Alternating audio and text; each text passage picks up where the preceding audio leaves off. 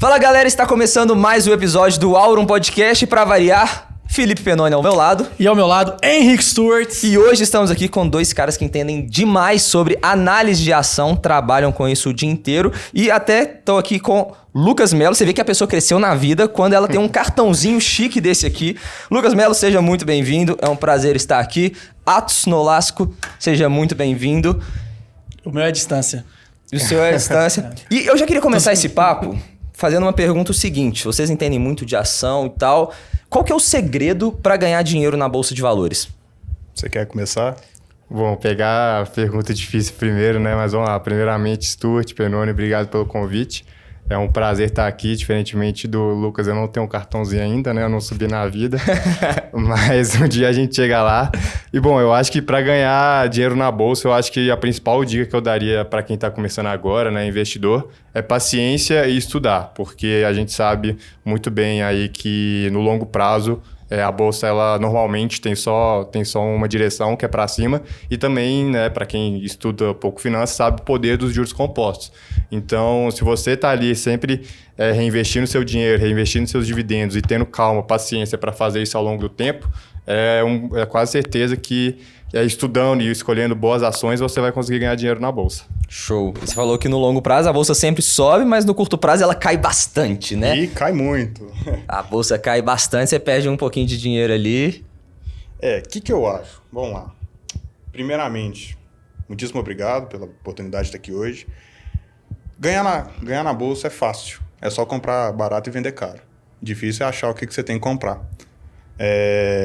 Eu sou analista aqui de um fundo de Belo Horizonte, Abutiá Investimentos. E assim, a única coisa que até hoje eu tive de experiência e aprendi é que comprar barato e vender caro é o melhor método para você ganhar dinheiro. Você vai olhar dividendo, você vai olhar o payout da empresa, você vai olhar a qualidade que ela tem de fundamento, mas se resume nisso, compra barato e vende caro. Se você quiser, né, ganhar um pouco mais e ficar mais arriscado, aí você opera alavancado, vai para o derivativo, vai para 1 milhão de outros métodos. Mas no resumo, a bolsa vai para cima, sempre, longo prazo, né?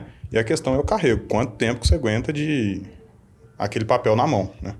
Mas assim, fora isso, não tem segredo não. E se eu soubesse o segredo, já não tava aqui, tava na Bahia. Eu sou ansioso pra caramba, tá ligado? Tipo, eu sou aquele cara que se eu vejo que o negócio tá dando certo, eu vou querer, sei lá, vender rápido, tá ligado? Eu não sou aquele... Eu não ia ter paz mental de ver a parada ali subindo e olhar e falar, não, ainda posso segurar mais um pouquinho que vai subir mais. Eu ia ser tipo o tiozinho lá do Bitcoin lá, que vendeu quando o cara comprou a 6 centavos, vendeu a 30, multiplicou por 5 os $100 dele, mas se tivesse segurado cara, hoje, teria alguns milhões. Então qual que é a análise que, tipo assim, você faz, por exemplo, óbvio que é uma parada muito complexa, mas como que você garante que o negócio, por mais que ele já esteja subindo, o ativo esteja valorizando, que ele pode valorizar mais ainda, que vale a pena deixar ele ali na sua carteira? Eu acho que assim, o grande ponto que você tem que olhar é o diferencial do preço que você está pagando, que importa, sim. O pessoal fala, o preço não importa. Importa quando você está comprando, só. O preço de entrada é aquilo que vai definir se você vai ter uma diferença ou não do valor do ativo. O que acontece? Quando você fala assim, eu quero ganhar dinheiro e nessa linha, você vai olhando primeiro, assim, o que eu gosto lá, e o pessoal lá do fundo também gosta bem, é a questão de ciclicidade da economia. A gente sabe que a economia é cíclica, né? Dependendo do ponto do ciclo, você fica num papel mais defensivo ou você fica mais agressivo, né? Se você compra barato e vende caro, se você está comprando um papel de crescimento, a porrada para cima é bem maior. Mas também, quando o ciclo está para baixo, você está no defensivo, é bom, você ganha perdendo menos, né? Mas, fora isso, qual que é a sua opinião? Cara, eu acho que para complementar, eu acho que é sempre bom quando a gente está alocado em um papel, né, a gente vai tomar uma decisão de investimento, é pensar o que te fez tomar aquela decisão, principalmente para comprar. Então, no seu caso, vamos dar o exemplo aqui de uma empresa que ela subiu 30% em 2 semanas e você está ali louco para vender, para tirar aquele lucro ali, porque você colocou R$1.000 em 2 semanas já virou 1.300, então é muito dinheiro que você está ganhando. Você realmente vai ficar com a vontade de vender aquilo ali. Mas você pensa, por que eu comprei essa empresa? Ela está muito descontada para o preço para o preço histórico dela, né? Olhando por um múltiplo, por exemplo.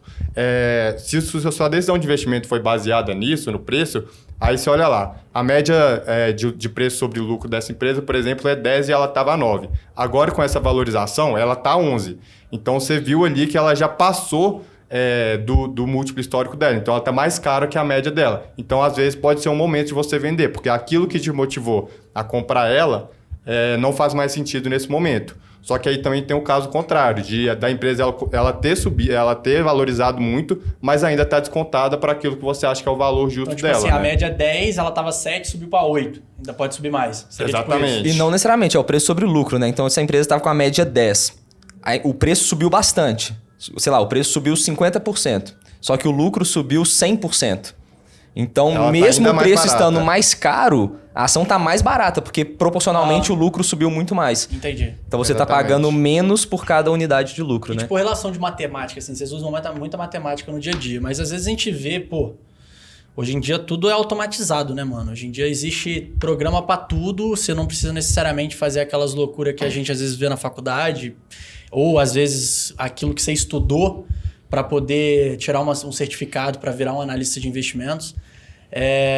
Como que você lida com isso? Tipo assim, estatística, matemática no seu dia a dia? Porque às vezes é o medo de muitas pessoas quando vai entrar no mercado financeiro. Pô, vou precisar de matemática pra caramba, vou ter que fazer conta o dia inteiro. Você tem um sistema ali que já te ajuda com isso? Assim, a gente tem ferramenta hoje muito boa. Basicamente, assim, o Bloomberg é a mãe da ferramenta do mercado financeiro. Você encontra tudo lá. Tem um exemplo bacana. Eu estava cobrindo uma empresa que faz transporte de carro zero, de cegonha mesmo, chama Tegma. Cara, eu entrei num site da Associação Brasileira de Veículos, tal. Você demora fácil ali uns 15, 20 minutos para pegar a série de dados de quantos carros foram produzidos no Brasil. Você digita isso no Bloomberg, igual um Google mesmo, aperta Enter. Primeira coisa, você vai lá, aperta Enter de novo, escreve o negocinho lá, pum, já te dá o gráfico, já te dá a série de dados em menos de um minuto. Então, assim, tem sim ferramenta que ajuda, que é muito boa. E assim, questão da matemática, eu sou administrador, sou formado em administração.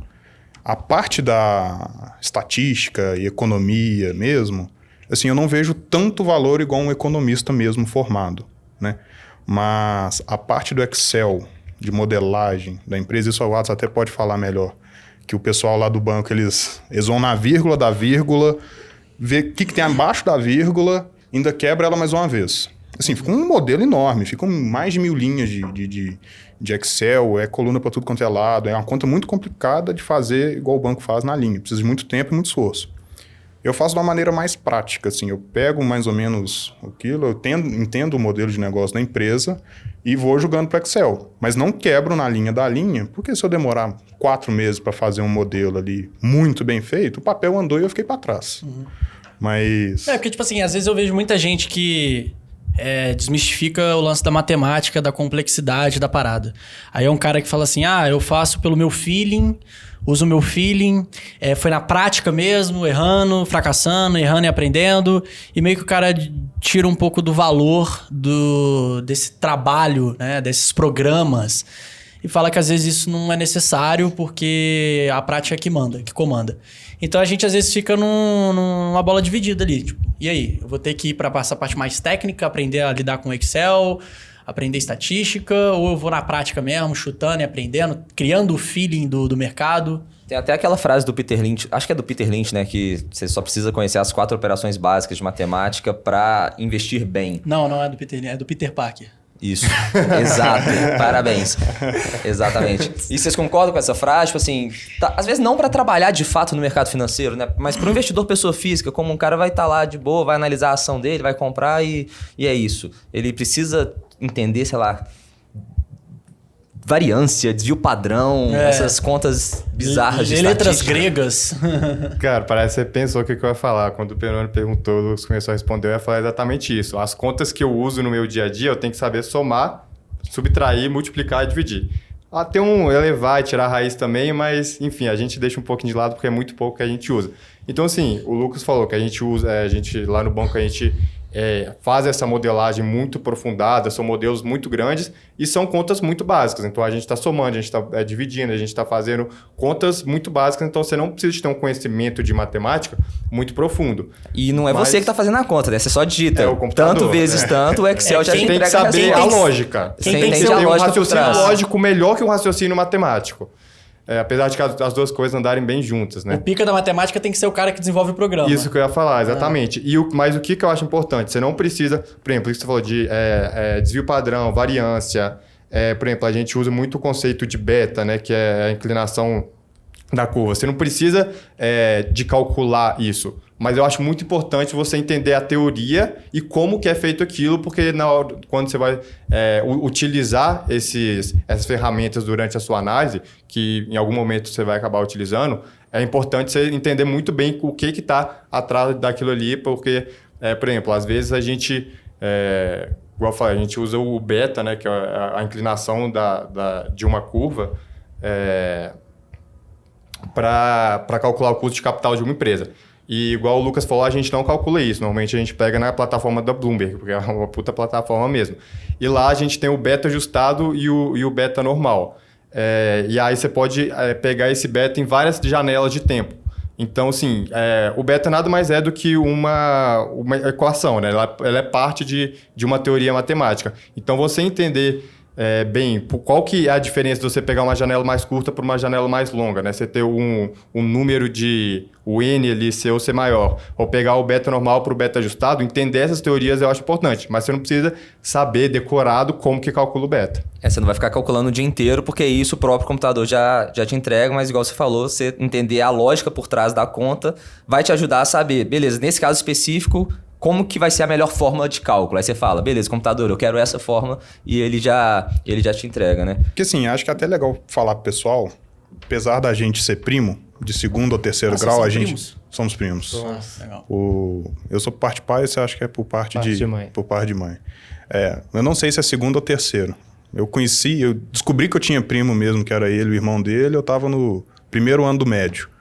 Mas assim, apesar disso, a gente trabalha de uma maneira meio que... A gente faz a mesma coisa, mas o output da informação cada um digere de um jeito. Ele trabalha no banco, a ideia do banco é passar a opinião dele sobre o ativo, né? Por exemplo, eu sei que ele cobra, a gente conversa pra caramba, ele cobra a parte de oil e gas, e eu tô numa parte que eu pego a informação, eu vou dar uma digerida nela, e eu quero saber se eu vou colocar ou não lá no fundo que a gente toca, né? Então, assim, acaba que a gente chama, né, o buy side, que sou eu tô colocando para dentro, né? Eu que estou comprando o ativo mesmo, eu que estou tomando o risco e tudo. E ele é o sell side, ele está provendo informação. Quando a gente fala assim de conta mesmo, de preço, o melhor exemplo é assim, olha, qual a opinião do banco sobre uma empresa tal? É X reais, né? Meio que o trabalho dele é falar isso, é precificar esse preço dessa ação. No meu, acaba que você pega esses X reais e fala assim, é a primeira parte mais chata que deixa eu ver se esse cara que acertou tudo, né? Deixa eu ver se ele está falando bobagem ou não. E, assim, é um nível de profundidade muito bacana que o pessoal profissional mesmo, do banco, tem. E acaba que eu pego a informação, eu vou lendo dela, vou digerindo ela, vou entendendo dela, e aí que eu tomo uma decisão. Eu que estou tomando risco para casa, eu que estou comprando papel. Então, preço, para mim, não é um ponto fixo, não é um preço ali, não é X reais é o preço daquela ação, eu acho que equivale àquilo. Ele vai variando. Tem dia que você vai ponderando ali, subiu o risco disso, ou diminuiu o risco daquilo, aí solta um fato relevante que ninguém estava esperando. Então, para mim, flutua demais, né? Assim, eu tenho uma ideia do que a ação é, do que é de valor intrínseco ali dentro, mas varia. Pode chegar um dia que, rompe uma barragem, de repente o preço da ação vai lá embaixo, e você fala, a empresa matou não sei quantas pessoas. Instantâneo, assim, tipo, rompeu a barragem, na mesma hora que saiu na TV, as ações já começam a despencar. No caso da Vale, a gente estava num belo feriado aqui. Acho que você lembra que a gente estava até no clube. A gente foi no clube, acho que um dia depois, ou 2 dias depois. E a gente viu caindo lá fora, né? Porque a bolsa lá nos Estados Unidos estava aberta no dia que feriado caiu. de São Paulo. Era um feriado em Isso, São Paulo, então a 25 bolsa não de abria. janeiro. Então aqui não estava sendo negociado, só que lá nos Estados Unidos estava. A ação Então na da hora Vale, né? a ação da Vale. Na hora que o ADR, na verdade, né? Então na hora que rompeu, já despencou lá. Então você já sabia que na hora que abrisse aqui na segunda seguinte, já ia abrir em queda. Nem lembro se era Acho que era o segunda meio da também. semana, mas... Era o meio da Era um semana. trem assim. Enfim. E aí, nessa hora que a queda acontece, muita gente já pensa e fala, pô, vamos vender, né? Mas a filosofia do buy and hold é até no momento de crise, você guardar aquilo que você tem, não necessariamente, mas você ir comprar na baixa, né? É o que Depende. muita gente não consegue ter de visão. Depende. Aí eu vou falar um pouco controverso, mas depende. No caso específico de Vale, aconteceu um evento meio diferente. Que a Vale acaba que a gente tem outras empresas no mundo que faz a mesma coisa, né? Ela vai operar ali minério, vai produzir minério e vai vender muita grande parte para a China. O que acontece? Quando você vai olhar o múltiplo histórico, ela, Rio Tinto e BHP, eu acho que é o nome da terceira, elas sempre rodaram muito juntos. Né? Você pega qualquer múltiplo ali, principalmente EBITDA, sempre rodaram muito juntos. O que acontece? Quando acontece uma catástrofe, que foi o que aconteceu em Brumadinho ali, teve o fato da Samarco também, ela tem que negociar, ela tem que tradear a um múltiplo abaixo das outras que não tiveram nada. Porque assim, se você falar, putz, por que eu vou pagar o mesmo preço nessa risco, empresa se ela é sócio aceita pior que as outras? Assim, ela matou não sei quantas pessoas lá, deu um maior problema com o ambiental. E, porra, eu vou pagar o mesmo múltiplo do que a outra, que tá tudo certinho, gastou dinheiro para deixar a barragem ok? Não vou. Então acaba que teve uma hora que Vale deu uma subida, que esse gap mesmo de uma para outra deu uma fechada. Na hora que deu uma fechada, você falou assim, puta, vou vender, que provavelmente ele vai voltar e eu compro mais barato depois. Ah, então você tem essa visão aí por conta de uma catástrofe, nesse caso específico. Isso. Não vale a pena esperar voltar para aquele ponto onde, igual você falou, né, que teve o gap, que Isso. voltou pro ponto, como é que fala? Na média. Na média média histórica. Na média histórica. E aí, nesse momento que você vende. É porque tem muita gente que vende na hora que o negócio acontece, né? Que fica desesperado. Fica com medo. O Mas medo. aí eu acho que tem uma coisa também, porque ali o mercado também, além dessa parte do ESG, né, que é a parte essa análise voltada para a parte ambiental, social e de governança, que aí claramente nesse caso teve um impacto gigante. Sim, o mercado já sabe que do tamanho que for as pessoas que morreram, a empresa ali ia ter multas, ela ia ter que pagar multa, ia ter que... Assim, ela realmente ia ter uma perda financeira grande. E no caso da Vale, eu acho que eles fecharam um acordo aqui com o Estado de Minas Gerais que foram bilhões de reais, foram dezenas de bilhões de reais. Então, assim, era um dinheiro que, em tese, era um caixa que a companhia ia gerar e ia se transformar em valor para acionista e que virou uma despesa, né? Um dinheiro que os acionistas não vão ver. Então, assim, acaba que a empresa realmente ela perdeu o valor ali, né? Tipo, uma coisa que às vezes, sei lá, passa na minha cabeça, dando uma mudada de assunto, é você ver hoje em dia as pessoas estão entrando cada vez mais para a bolsa, né? A gente vê um aumento aí, mas ainda é um número incomparável com o que tem lá nos Estados Unidos, por exemplo. É muito menos pessoas investindo, colocando o dinheiro ali para, enfim, investir em ação, etc e tal. Eu, assim, na minha visão, eu gosto muito de interpretar como eu olhava esse mercado, sei lá, 5 anos atrás. Eu achava algo muito difícil. Por quê? Porque as pessoas mostram isso de uma forma complicada. É um assunto que só vai entender quem realmente entende. O cara que é leigo, ele vai ver aquele cara mostrando gráfico, números, enfim, ele vai olhar e vai falar assim, meu Deus, isso aí é muito difícil para mim, não vou nem me preocupar em entrar. Vocês acham que existe uma forma de facilitar... eu acho que a forma de incentivar as pessoas a começarem a investir o dinheiro, facilitando o acesso a essa informação? Um exemplo, YouTubers de finanças. Eu acho que é uma forma de facilitar o acesso à informação sobre mercado de ações, por exemplo. Mas você acha que existe uma outra tecnologia, um aplicativo, seja lá o que for, que possa facilitar, fazer com que as pessoas entendam de uma forma um pouco mais fácil o que é esse mercado e que vale a pena, né, investir o dinheiro, comprar ação, vender ação, ter isso no dia a dia, na rotina? Posso responder essa primeiro? Pode. Eu tenho uma opinião um pouco controversa. Eu acho que, assim, quando comparado com os Estados Unidos, aqui a gente realmente tem uma penetração muito baixa. E acho que são alguns fatores que a gente tem que levar em consideração. Primeiro que o Brasil sempre foi um país de rentista, né? Então a gente sempre teve taxas de juros muito altas. Agora, de uns anos para cá, veio caindo, né? Agora voltou a subir. Então, sim, o interesse das pessoas em investir na Bolsa não era tanto, porque ele deixava ali na renda fixa, sabia que ia render exatamente aquilo ali todo ano, sem ele ter que estudar, sem ter que preocupar com aquele dinheiro. Então, isso a gente viu aí que a Selic foi para 2% ao ano, enquanto ela estava caindo, né? Teve um aumento substancial de investidores na Bolsa. Isso, então, sim, é um ponto positivo. Eu acho que isso que você falou também, de ter mais acesso à informação, de ter youtubers de finanças, hoje também ter as casas de research independente, porque, igual o Lucas falou, né? Eu trabalho num banco e a gente é filiado a um banco, né? Uma corretora, e nossas recomendações, nossas análises, elas são exclusivas para os nossos clientes, que são fundos, são os clientes institucionais. E todas os grandes research, né? As grandes empresas de pesquisa de análise de ações, sempre funcionaram assim.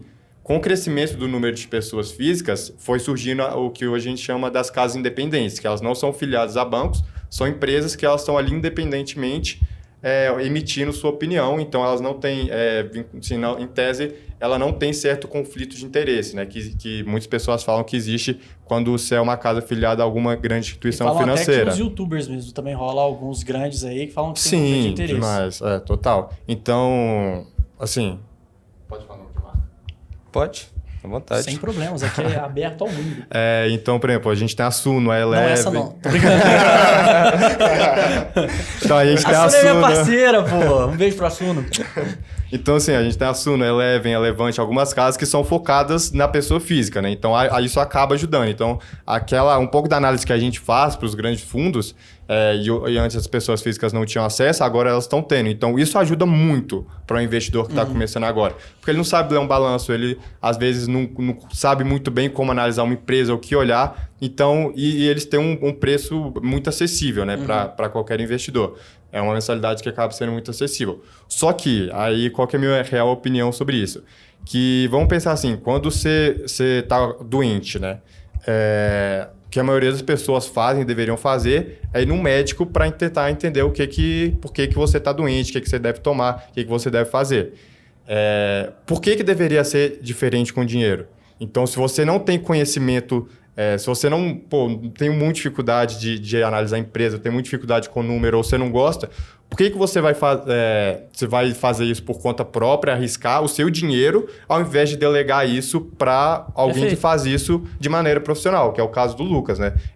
Na empresa que ele trabalha, eles recebem dinheiro de clientes e faz a gestão daquele recurso. Então, assim, eu acho que investir na Bolsa não é para todo mundo, mas investir é para todo mundo. Então, se você não gosta, você não tem interesse, ou você não tem tempo, delega isso para um gestor profissional que vai fazer isso para você. Então, acho que mais que tentar entender o crescimento do número de pessoas físicas na Bolsa, é tentar entender o número de pessoas que investem direto ou indiretamente na Bolsa. E aí que você só complementar isso, você falou que não necessariamente investir na bolsa é para todo mundo, investir diretamente. Só para deixar claro que a pessoa, exatamente. Dependendo do perfil de investidor da pessoa, a grande maioria das pessoas poderia investir, só que indiretamente, igual você falou. Só que um grande debate que tem até que ponto que vale a pena pagar uma taxa de administração para um fundo, dada a diferença de retorno que você vai ter depois de 20, 30, 40 anos pagando aquela taxa. Então, sei lá, você pode ter um retorno espetacular, só que depois de 40 anos a taxa de administração fez o retorno despencar. Como fazer para vocês saber se vale a pena pagar a taxa daquele fundo, se não vale, como avaliar e tomar essa decisão? Pergunta polêmica para vocês. Olha, mais polêmico é a resposta. Você que tá desse lado aí, você que tem que se defender agora. Não, vamos lá. E eu vou puxar a sardinha pro meu lado, sim. Vou fazer o comercial lá do fundo pro pessoal ficar feliz. Essa fera aí, meu. O que acontece? Você falou que investir é para todo mundo, mas investir na bolsa não. Tem que ter estômago. Se você pegar, eu escutei isso, eu não lembro quem que foi que falou, eu devo ter escutado algum podcast, alguma entrevista.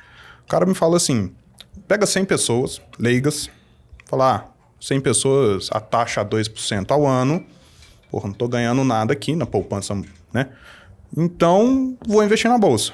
Essas 100 pessoas foram lá, investiram na bolsa. Bolsa cara, vamos supor.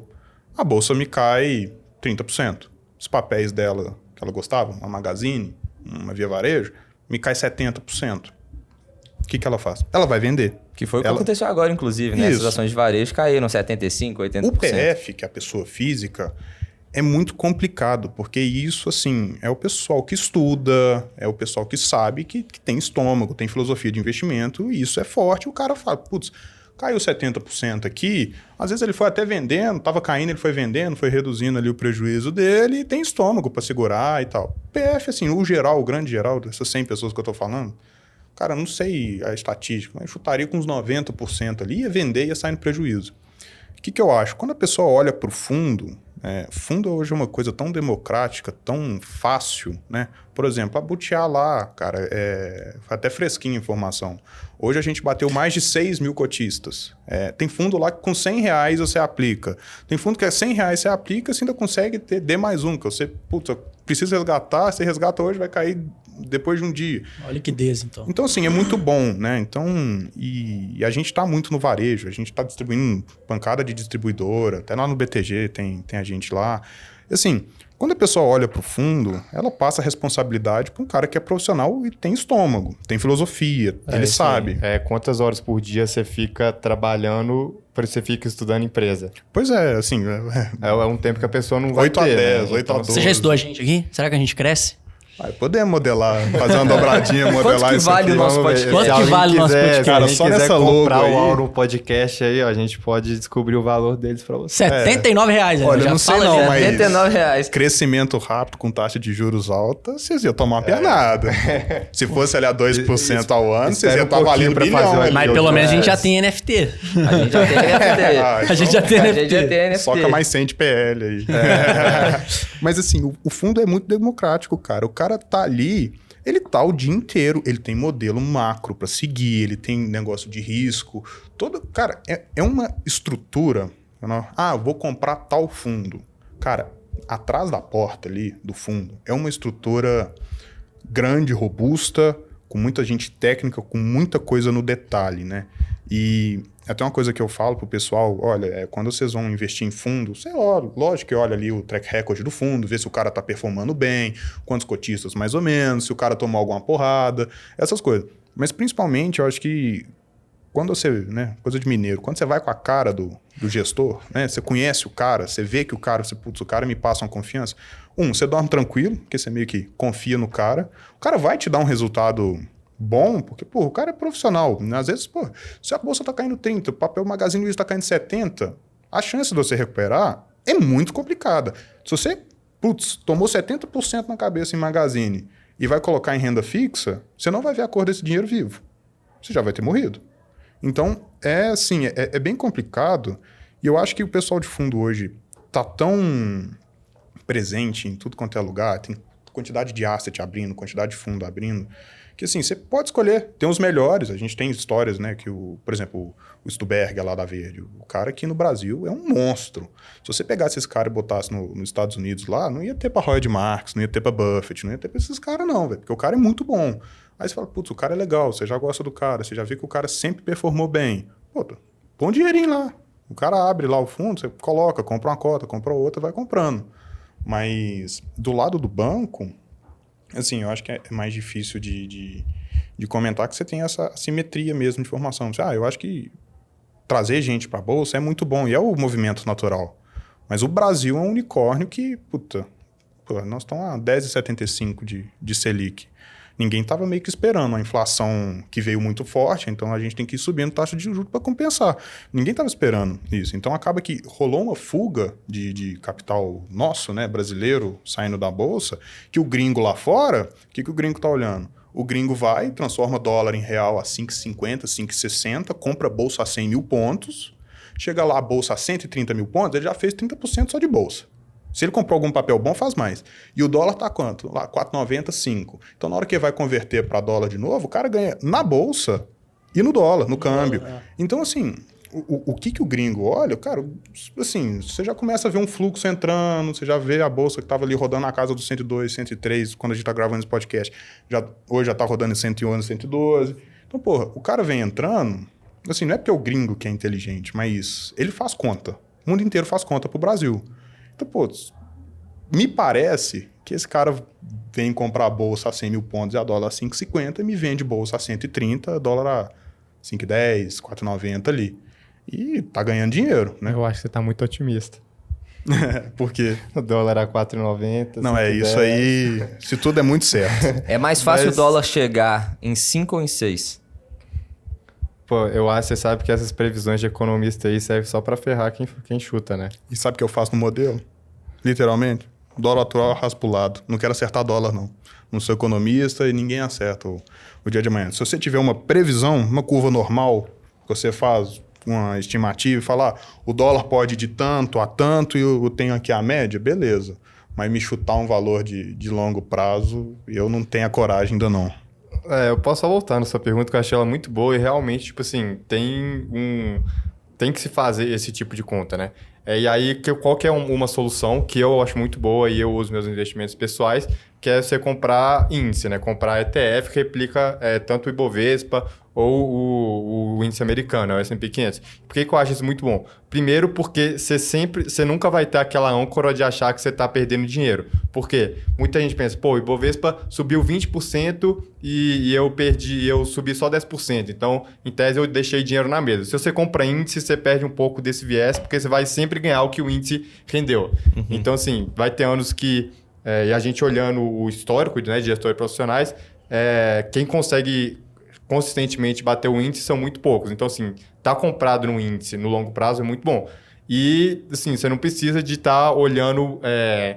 será que essa empresa aqui é boa, essa aqui não? Você não precisa de fazer uma análise muito minuciosa da empresa, porque hoje o Ibovespa tem quase, se eu não me engano, 70, 80 empresas. Então, você está comprando um apanhado ali que vai estar muito mais ligado à economia brasileira como um todo do que as especificidades de cada empresa. Então, você não está comprando uma ação, risco, você está comprando o Brasil, digamos assim. Exatamente. Ou comprando nos Estados Unidos, né? Aí você pode decidir quantos por cento de Brasil, quantos por cento dos Estados Unidos. Isso você pode ir reequilibrando dependendo da sua visão de mundo aí. E ainda nessa questão de é impossível prever o dólar, mas porque são muitas variáveis e tal, muitas variáveis impactando o real e impactando o dólar também, e o câmbio é a relação real e dólar, né? Só que... quero ver se vocês concordam com isso também. No longo prazo, dá pra gente prever, pelo menos historicamente, desde o plano real, o dólar estava 1 para 1, já chegou a ser 85 centavos, já quase bateu 6 também, né? E se a gente faz uma conta, sei lá, de diferencial de inflação, que a inflação historicamente nos Estados Unidos é muito mais baixa, então o dólar perde muito menos valor do que o real vem perdendo ao longo do tempo.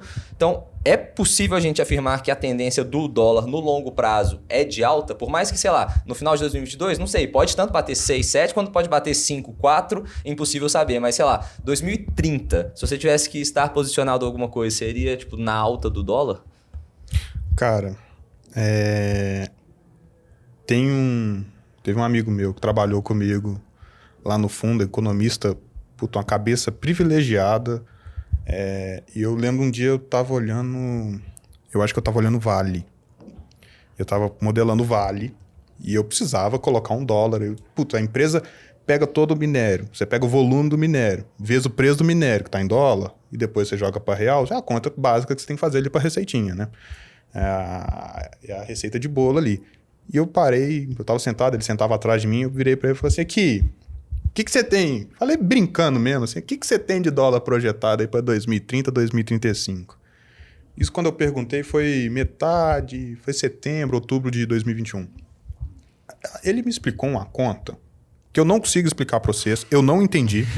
Tem coisa de inflação, tem não sei o que, taxa, parará. Não entendi.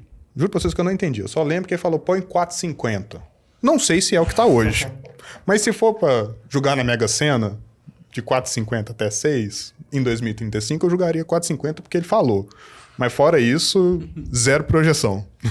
Eu acho que assim, pensando mais no longo prazo, a resposta está no que você deu. Assim, você tem um diferencial de inflação, então, no mínimo, sim, tudo como está hoje, só contando a desvalorização da moeda, o dólar ele deveria se valorizar ao longo do tempo contra o real. Mas, assim...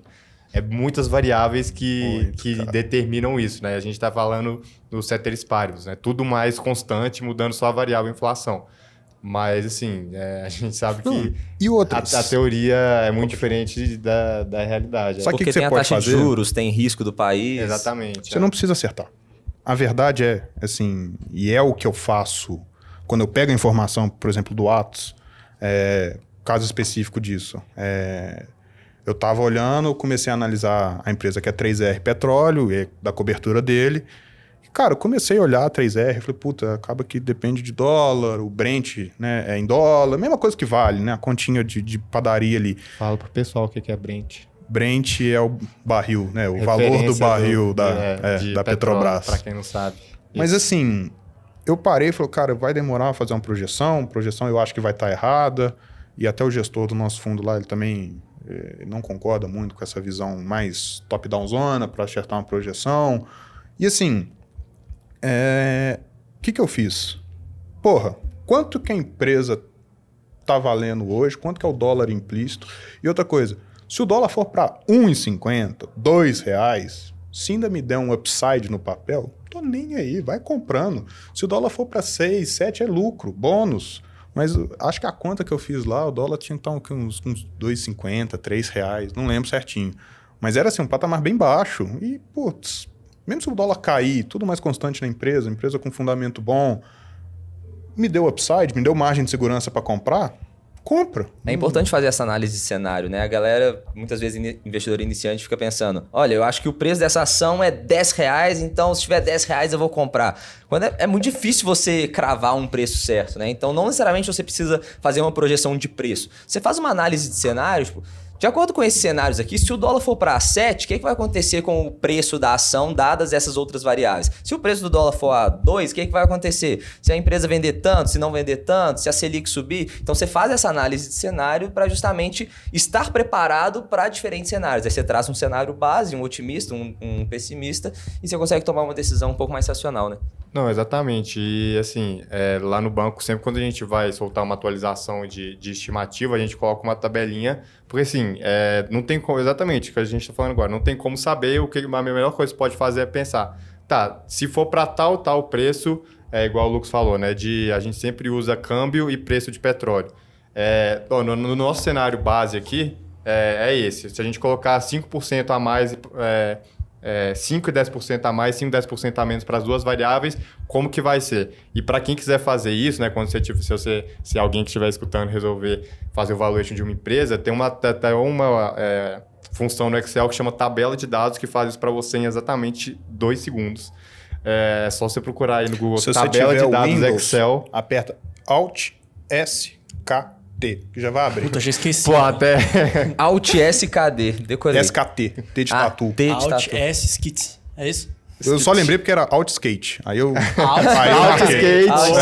Aí outra coisa. Mas abre, aí você já coloca já coloca o X e o Y e mete o bronca. Mas o que faz isso aí?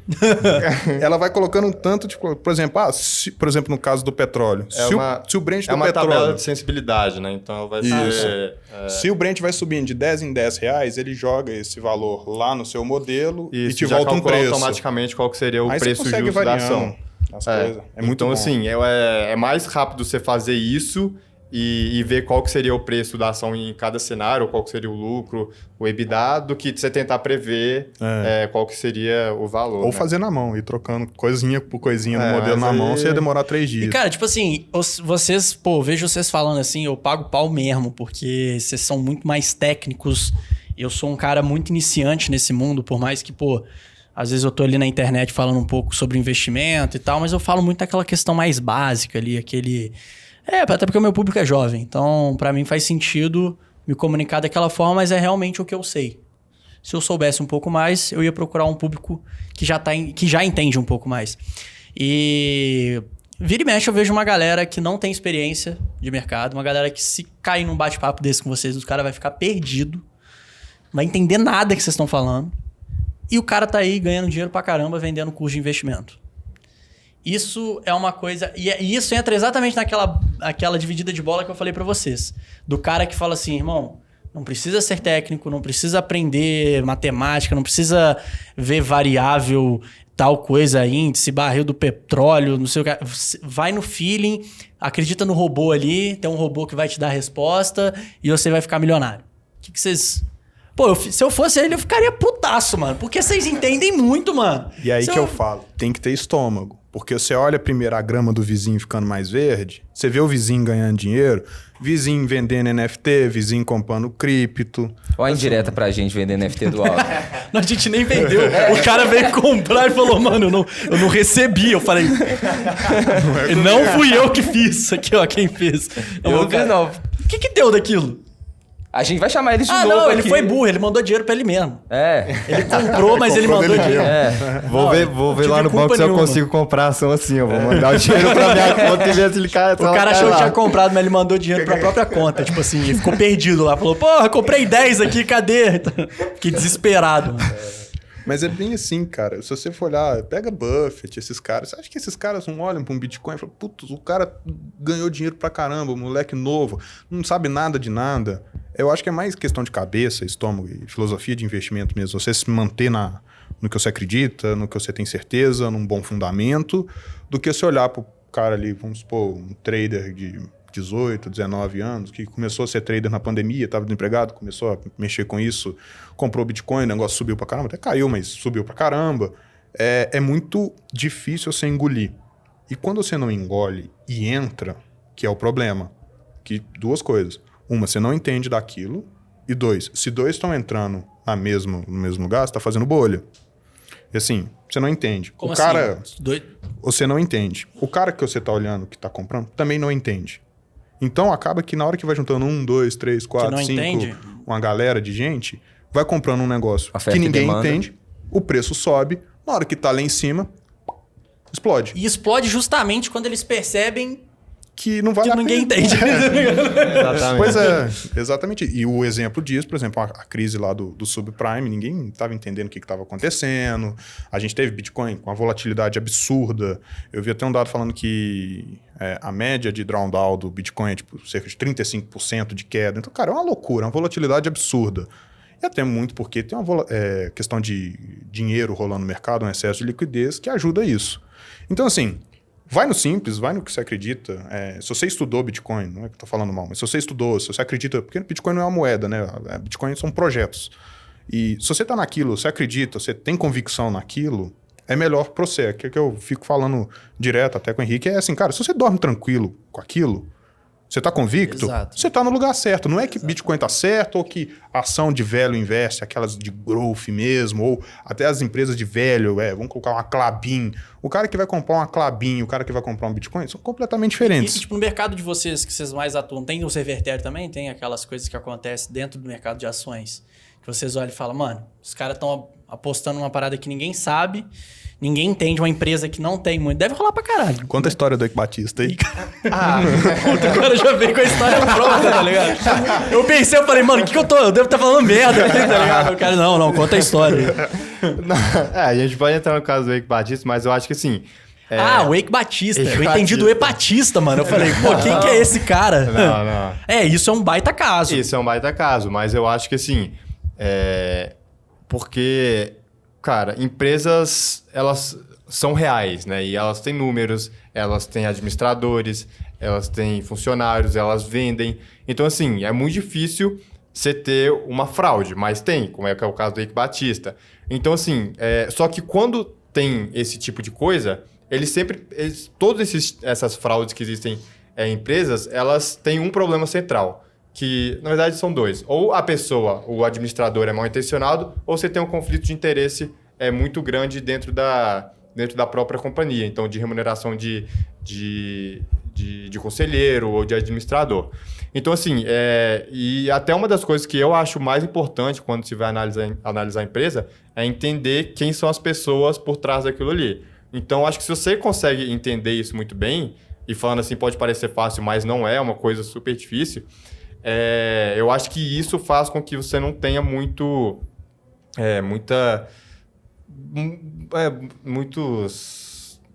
fraudes, né, nesse mercado, ou bolhas muito, assim, impressionantes, igual tem alguns mercados mais alternativos, assim, como você não tem uma pessoa ali que vai tomar, se acontecer alguma coisa ali, se for alguma fraude, né, que vai tomar as responsabilidades por isso. Mas, assim, existem também casos na Bolsa Brasileira de bolhas com ações, né? Mas e aí, assim, a sua responsabilidade é de tentar entender os fundamentos para ver se aquilo ali realmente faz sentido. O caso do Eike Batista, resumo, o cara chegou, tava numa época que o pessoal tava meio que descobrindo o pré-sal, tinha os poços no mar, e aí, assim, não dá muito para saber quanto que tem de petróleo, tem até as empresas que fazem os laudos, assim... Quando você... Cara, é difícil de saber. Para descobrir petróleo é difícil, né? Assim, é todo um estudo... todo um estudo e a gente tava no final. Então, assim... E acabou que no final a Dilma deu uma sorte de furar um lugar que não estava nem planejado. E furou, deu certo. E acontece que o Eike Batista... errou o buraco pra... Caralho, fura qualquer lugar aí, mano. Fura aí e vê se acha. Porque tava caro. Tava caro tentar descobrir o pré-sal. Não deu sorte que descobriu. Mas o Eike Batista, né, assim, o problema, a gente tinha uma empresa em cima, tinha a EBX, tinha a MMX, que era de mineração, o grupo EBX, que era do Eike, tinha uma empresinha que chamava OGX, que era de petróleo. E aí, por falta de laudo, até tem um rolo danado nisso. O que é o resumo? O Eike Batista falou, tem não sei quantos bilhões de barril de petróleo ali embaixo, que eu sei que tem. E passava para o mercado acreditava no Eike, e o papel ia subindo, e o mercado mais dinheiro. Só que aí um adendo que isso, sim, quando você não é simplesmente o Eike Batista, ele indo lá e falando, quando você vai descobrir petróleo, tem empresas certificadoras, é como se fosse uma auditoria de petróleo que ela fala, ó, aqui realmente tem isso. Então, teve um pouco de, assim, ninguém sabe realmente aconteceu, mas todo mundo, tipo, pelo que aconteceu, são empresas sérias, então provavelmente teve algum tipo de fraude que essas empresas também, em tese, elas estavam falando alguma coisa que não era verdade, né? E o mercado comprou por causa disso, que eram empresas respeitadas. Aí você ia ver no seu vizinho ganhando dinheiro OGX, você, puta, isso aí é o ouro brasileiro, compra OGX, bolha, bolha, bolha, papel subindo, até a hora que furou lá... E não tem nada. Nada. E não deu a sorte da Dilma. Isso aí é tipo a história da crise de 2008, que as agências reguladoras, não agências reguladoras, né? As agências de rating colocaram notas que não eram as verídicas. Todo mundo acreditava. O que o PT fez quando viu que... Às vezes, sei lá, devia saber, né? Abandonou o cara. O Eike? Cara, é que assim, foi um dominó danado. A OGX era a empresa de petróleo do grupo, né? Que era do Eike Batista. E aí que caiu a primeira peça, foi caindo o resto todo. Aí começou a ver a questão, né, de corrupção e aquela história que se a gente for contar aqui, tem um livro, eu tive que...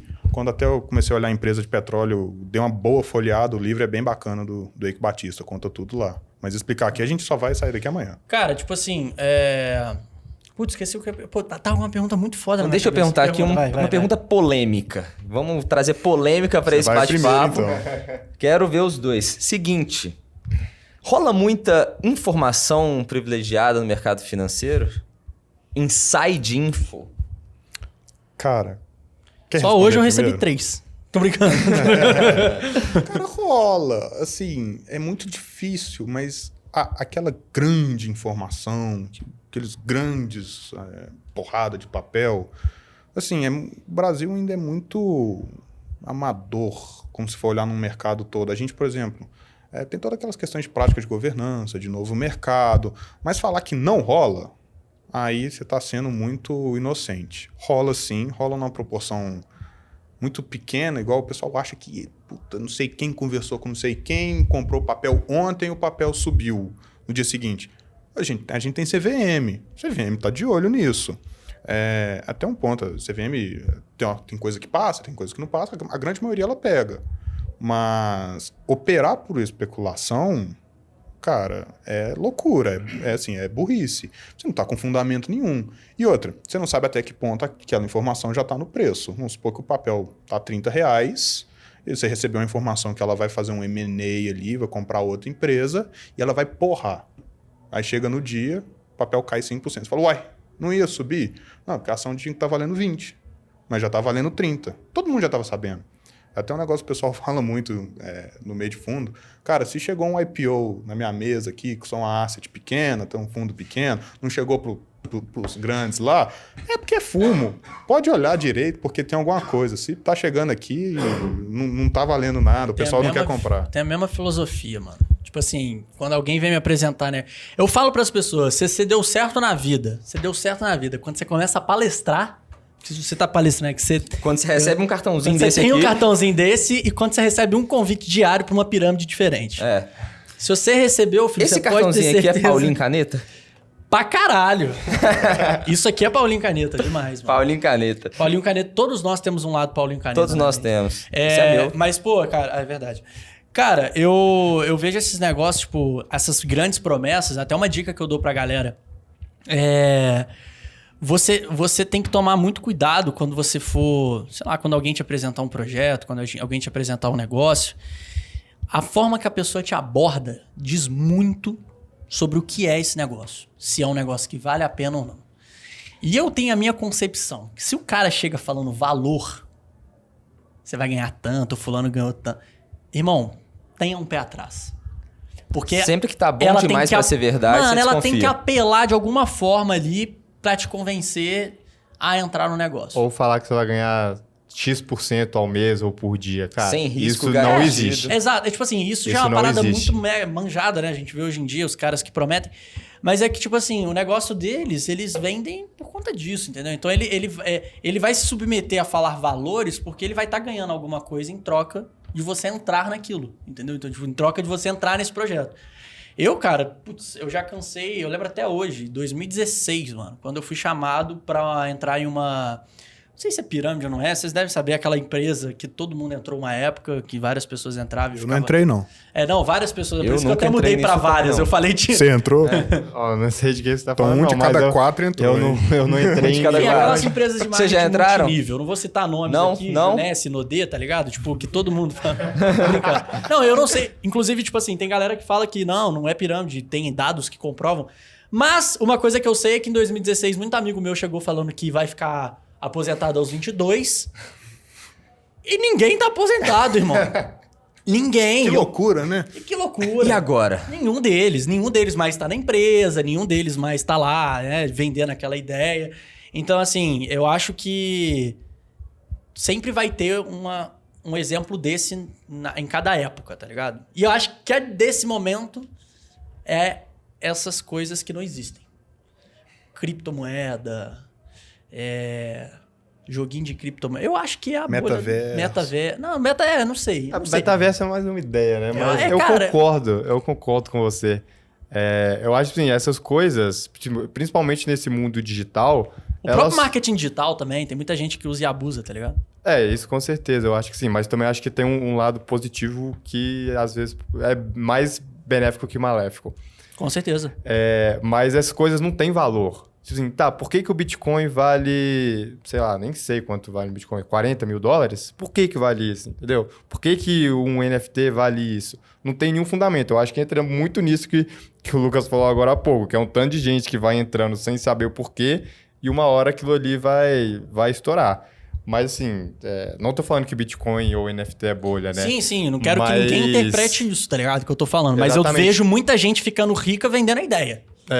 E é o que acontecia lá quando os moleques vinham me chamar. Quem tava ficando rico era o top da... o negócio. E ninguém sabe qual que vai ser a durabilidade nisso, né? No longo prazo.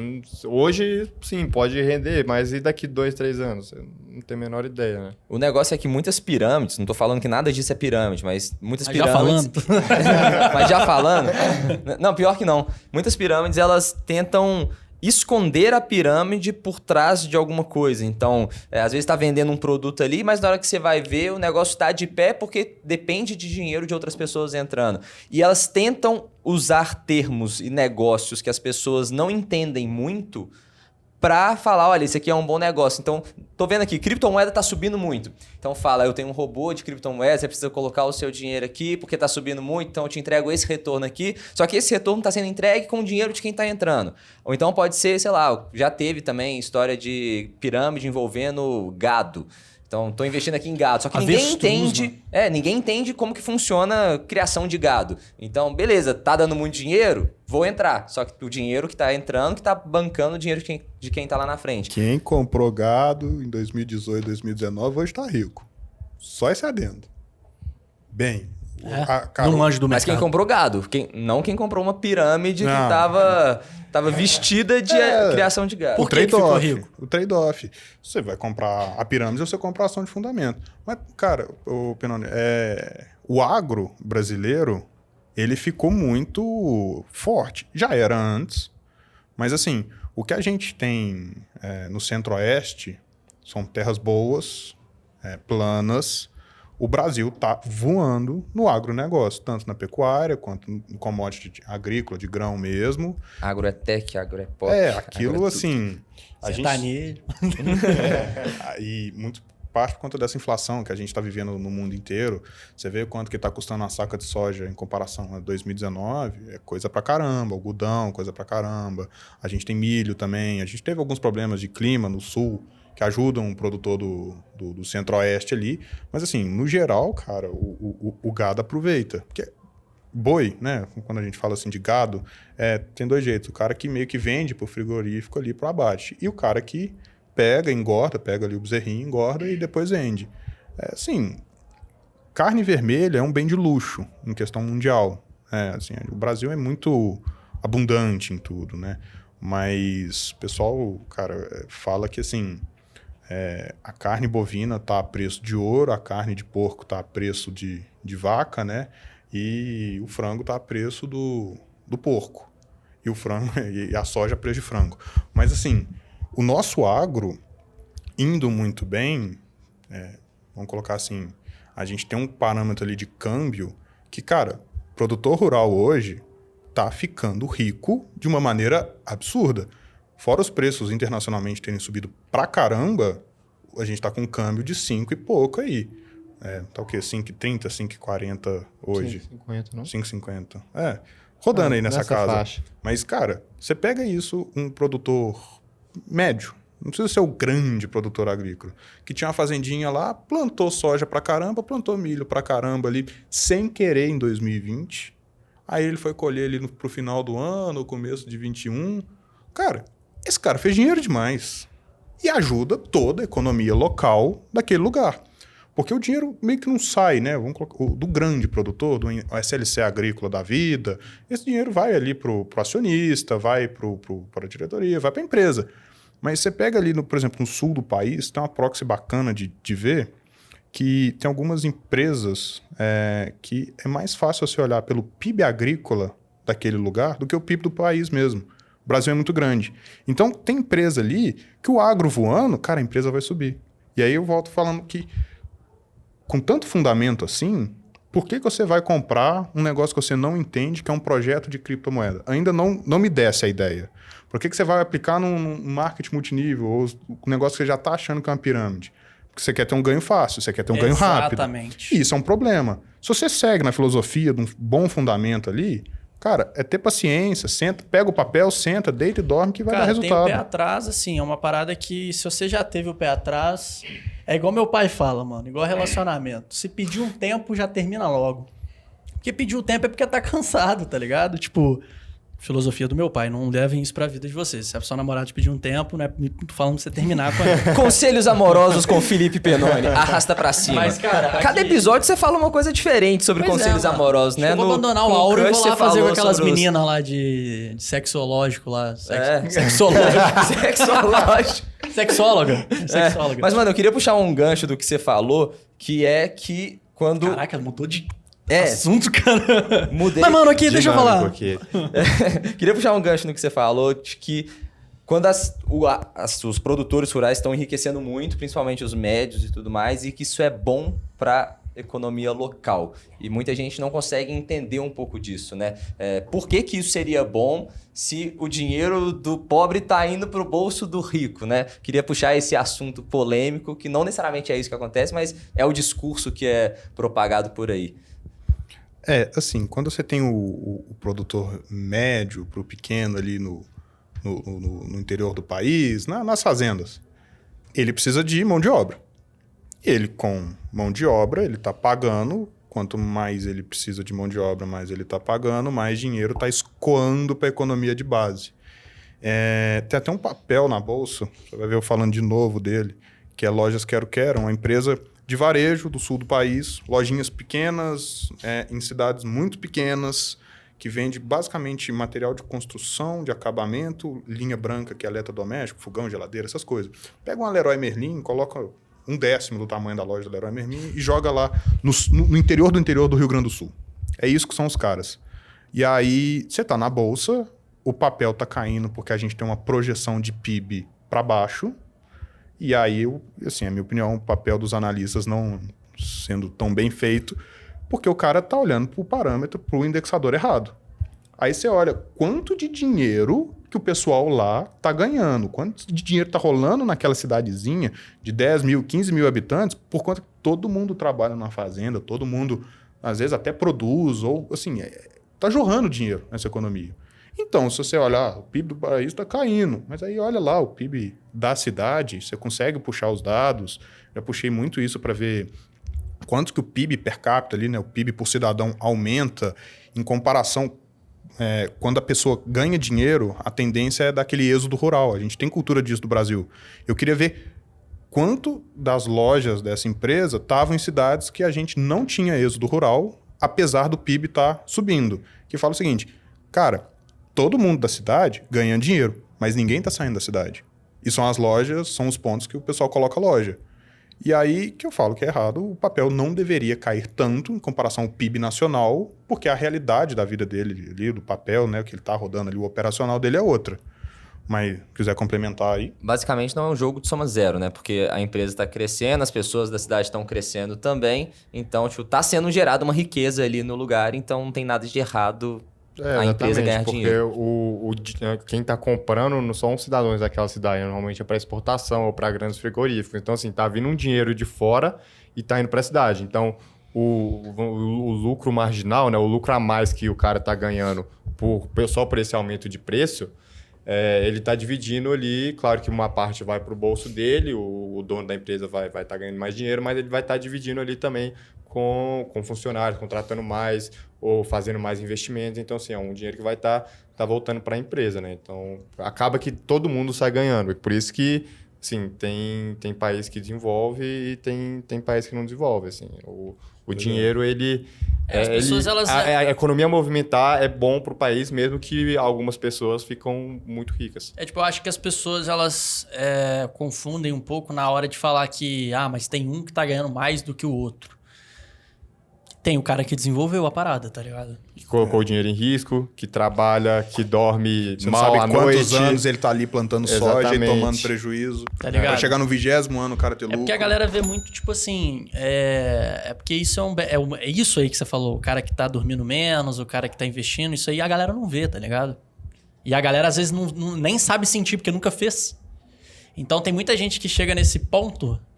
que, assim, hoje em dia é uma das grandes discussões, né, que rola no país.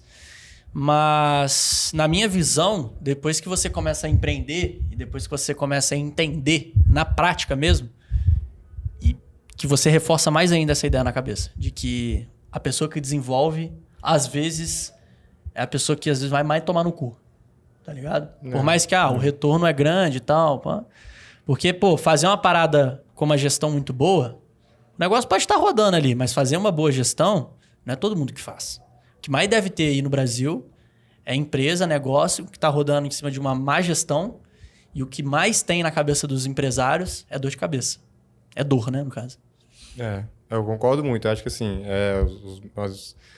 os meus maiores ídolos, minhas maiores inspirações são empresários exatamente por causa disso. Precisa de ter uma resiliência, precisa de se entregar, de fazer alguma coisa. E fora que, assim, tem até uma frase que eu não sei de quem que é, de algum economista austríaco, que ele fala que não é pela benevolência do padeiro, do açougueiro, que você tem comida na sua casa. Esses caras não estão fazendo isso só para você, porque você tem que se alimentar, né? Então, ele está solucionando um grande problema nosso, né? Então, esse cara, assim, não necessariamente é o caso, né? Do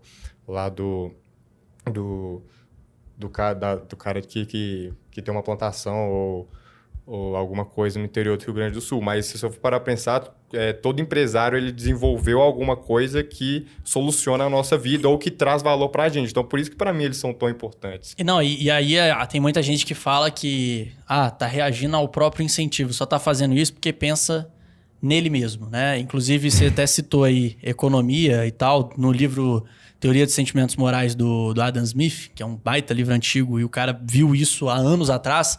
Ele fala que, na verdade, tem sim a lei do incentivo, mas rola uma empatia também. Por quê? Porque você só vai conseguir garantir o lucro se você entregar um bom produto para o seu cliente. Porque você sabe que ele depois vai voltar e vai comprar com você de novo. Então, se você não entregar uma boa experiência, um bom produto, tá ligado? E fazer valer a pena aquele dinheiro que o cara gastou com você, no longo prazo você vai entrar falência. Você vai entrar falência. Por isso que a gente até entrou no assunto das bolhas, né? A bolha pode estar... O negócio pode estar dando certo hoje, mas vamos dar tempo. Dá tempo para aquilo ali. Vamos ver daqui 2, 3, 10 anos como é que vai estar. E aí você tem coisa em bolsa que, por exemplo, chega, bomba, todo mundo gosta. Isso acontece muito com empresa de varejo, né? A empresa fica famosa, até caso de Magazine. Vai ser a ganhadora de mercado, vai monopolizar o mercado. Ela tem que estar tradando ao múltiplo lá na casa do chapéu, porque só vai ter Magazine Luiza daqui 10 anos. Aí começa o tempo a passar, o pessoal começa a olhar e fala, opa, peraí.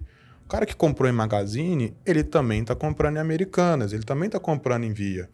Porque, às vezes, o nível de serviço é basicamente o mesmo, não tem muita diferença, ainda tem questão de preço. Por que eu vou comprar a mesma televisão R$200 mais caro só para ser no Magazine? Às vezes não compensa. Então, quando você coloca muito parâmetro de qualidade no longo prazo, que é o nosso trabalho, assim, você tem que entrar na cabeça do gestor da empresa, você tem que entrar dentro da empresa para sentir.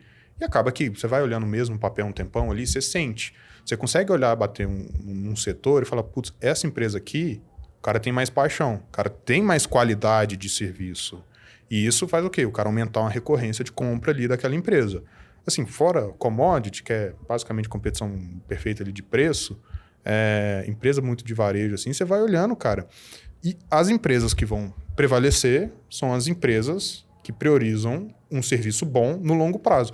Não é chegar assim, Black Friday, colocar preço lá embaixo, não sei o quê, vou fazer um volumaço de venda. E é o que aconteceu com o Via Varejo. Assim, ela teve um volume bom de Black Friday em 2020, mas, porra, como é que você acha que foi a logística disso? Se eles pecaram na logística, o cara nunca mais vai comprar lá. Se chegou o produto errado, você não conseguiu trocar, se deu algum problema, o cara nunca mais vai comprar lá. Ele vai falar, agora sim eu pago R$100 a mais para comprar na Magazine, para comprar na Americanas, do que comprar nesse lugar que eu sei que não chega. Então, assim, essa questão de qualidade, olhando como fundamento de empresa, é um dos drivers, uma das chaves mais importantes. E só pra acrescentar uma coisa, porque, tipo assim, é outro problema que muita gente tem hoje em dia. Tipo assim, eu falei o lance do empresário, que muitas das vezes quem tá mais tomando no colho na situação é o empresário, dormindo com dor de cabeça, tendo conta pra pagar, sem dinheiro, e o negócio tendo que rodar e tal, pessoas que dependem dele.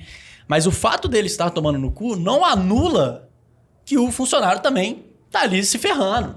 Só que são problemas completamente diferentes. Às vezes o funcionário se ferra porque ele tem que pegar ônibus, ele tem que cruzar a cidade, ele tem que...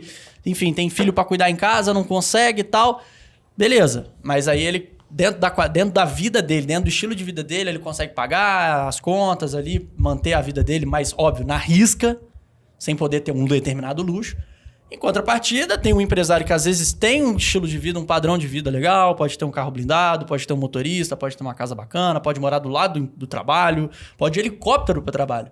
Mas às vezes a conta dele pode estar derretendo e a qualquer momento ele vai ter que vender tudo, entendeu? Então é mais uma briga mental e não mais uma briga física, tá ligado? Então, tipo assim, essa é a minha visão. Eu sempre enxerguei dessa forma, porque o mental ninguém enxerga. Você, às vezes, pode estar super feliz, mas por dentro você pode estar se corroendo, ninguém vai ver. Entendeu? Ainda mais se tratar de líder, o líder tem que estar sempre motivado. Porque se o líder desmotiva toda a equipe, todo mundo vai riacho abaixo. É isso, sim. Todo mundo quer ter os benefícios de ser um grande empresário, ter muito dinheiro, mas não sabe os malefícios por trás, né? O tanto de, assim, no mercado, no mercado financeiro, são profissionais que são muito bem remunerados, mas junto com isso também vem muita pressão. Então, o que você vê gente tendo burnout, de trabalhando aí 14, 16 horas por dia, de tendo que tomar remédio controlado. Assim, a parte bonita é muito pode parecer muito bonito, mas o que tá por trás é exatamente isso que você falou. Que é o que Às vezes as pessoas veem. e sim, acho que todo mundo tem que pensar se vale a pena você abrir mão de algumas coisas para você atingir determinadas coisas. Por isso que eu acho que tem muita gente que fica falando de empresário, mas não sabe qual que a dificuldade que as pessoas passam.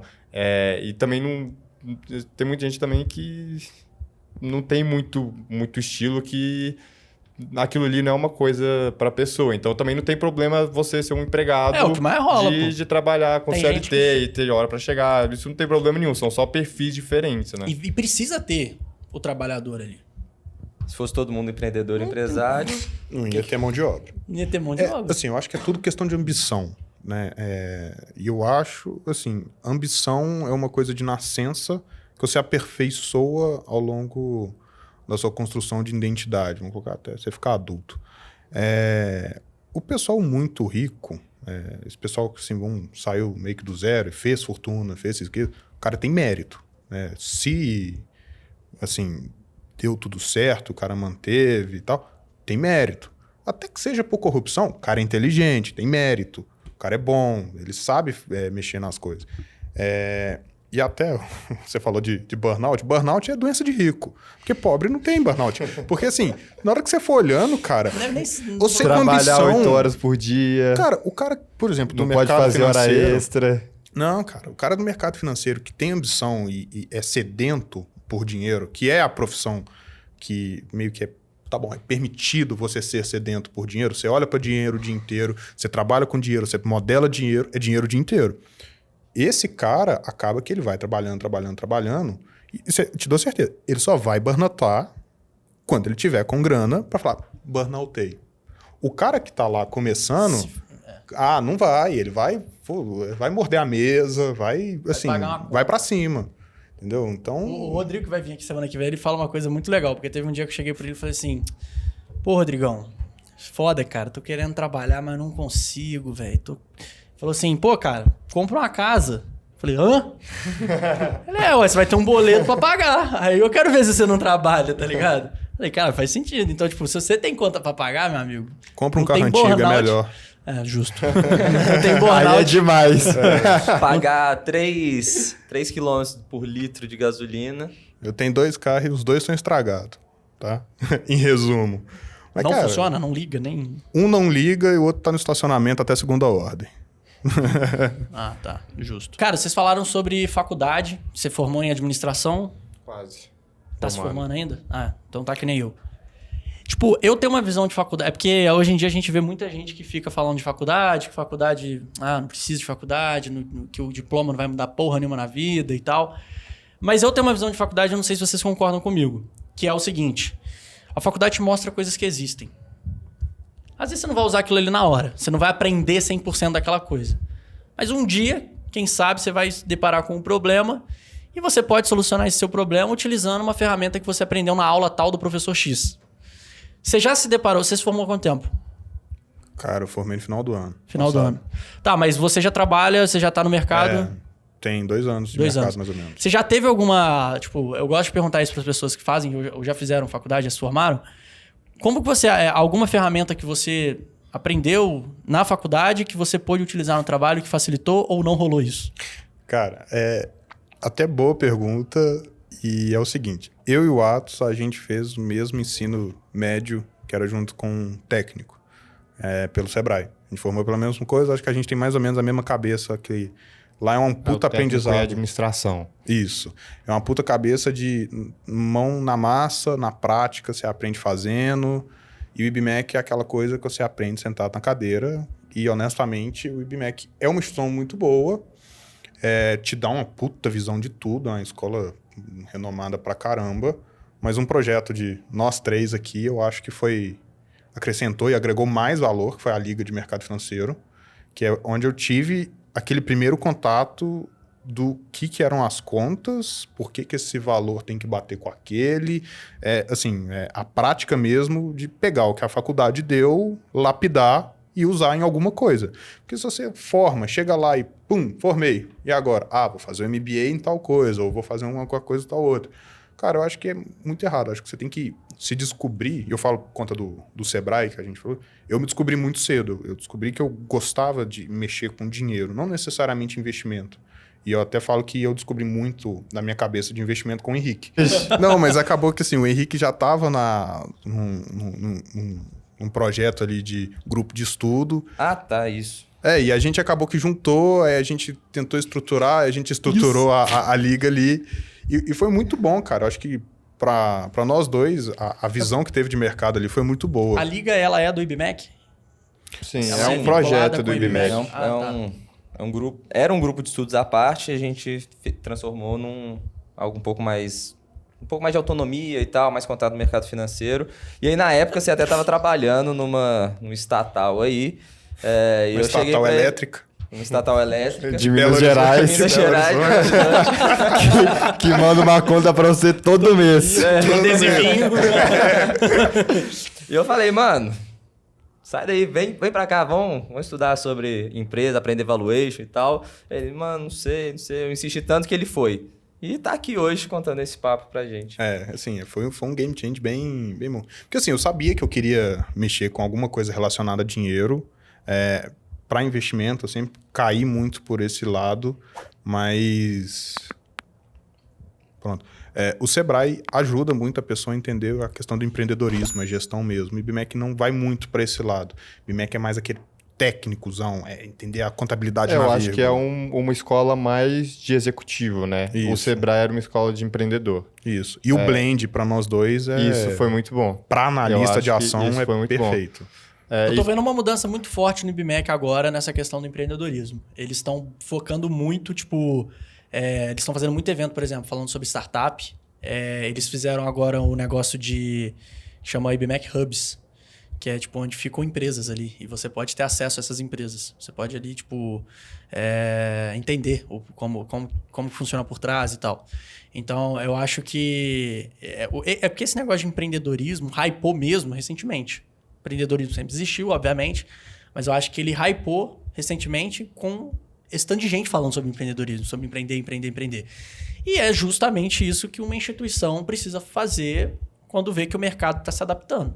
Ela precisa ir junto, porque senão ela fica para trás. Então eu venho percebendo isso. Vamos ver agora, voltando da pandemia, como vai ser isso dentro de sala de aula e tal. Também teve a pandemia aí que fudeu tudo, né? A gente não pôde ter ali a conexão em sala, que eu acho que é uma coisa essencial. Relacionamento, né? Sem relacionamento, acho que você não vai para frente no mercado. Eu queria complementar um pouco da pergunta dele, da sua pergunta, né, que ele respondeu agora, sobre alguma coisa que eu aprendi dentro da sala de aula que uso. Por causa da base do Sebrae, não teve muita coisa, porque isso de contabilidade, a primeira vez que a gente viu um balanço, uma DRE, eu tinha 14 anos de idade. Então, assim, uma pessoa que vai entrar no IBMEC, por exemplo, vai ver isso com 18, 19 anos. Então, já é 4, 5 anos que eu analisava, eu gostava de ver, eu entendia o que eu quero aquilo, então já tinha um pouco mais de experiência. Só que, além do que a gente aprendeu na prática dentro da liga, porque, assim... eu penso muito assim, se você... quantas pessoas se formam no IBMEC por administração por ano? Vamos, sei lá, colocar 20, 40, 30 pessoas. Se você não buscar alguma coisa fora da sala de aula, você vai ser igual às outras 29. Sim. Então, por isso que eu acho muito importante você correr atrás, participar dessas ligas, porque a faculdade ela tem um papel de ser técnico. E normalmente esses projetos eles são práticos. Então, por exemplo, eu fiz matéria de valuation, eu não aprendi a fazer um valuation.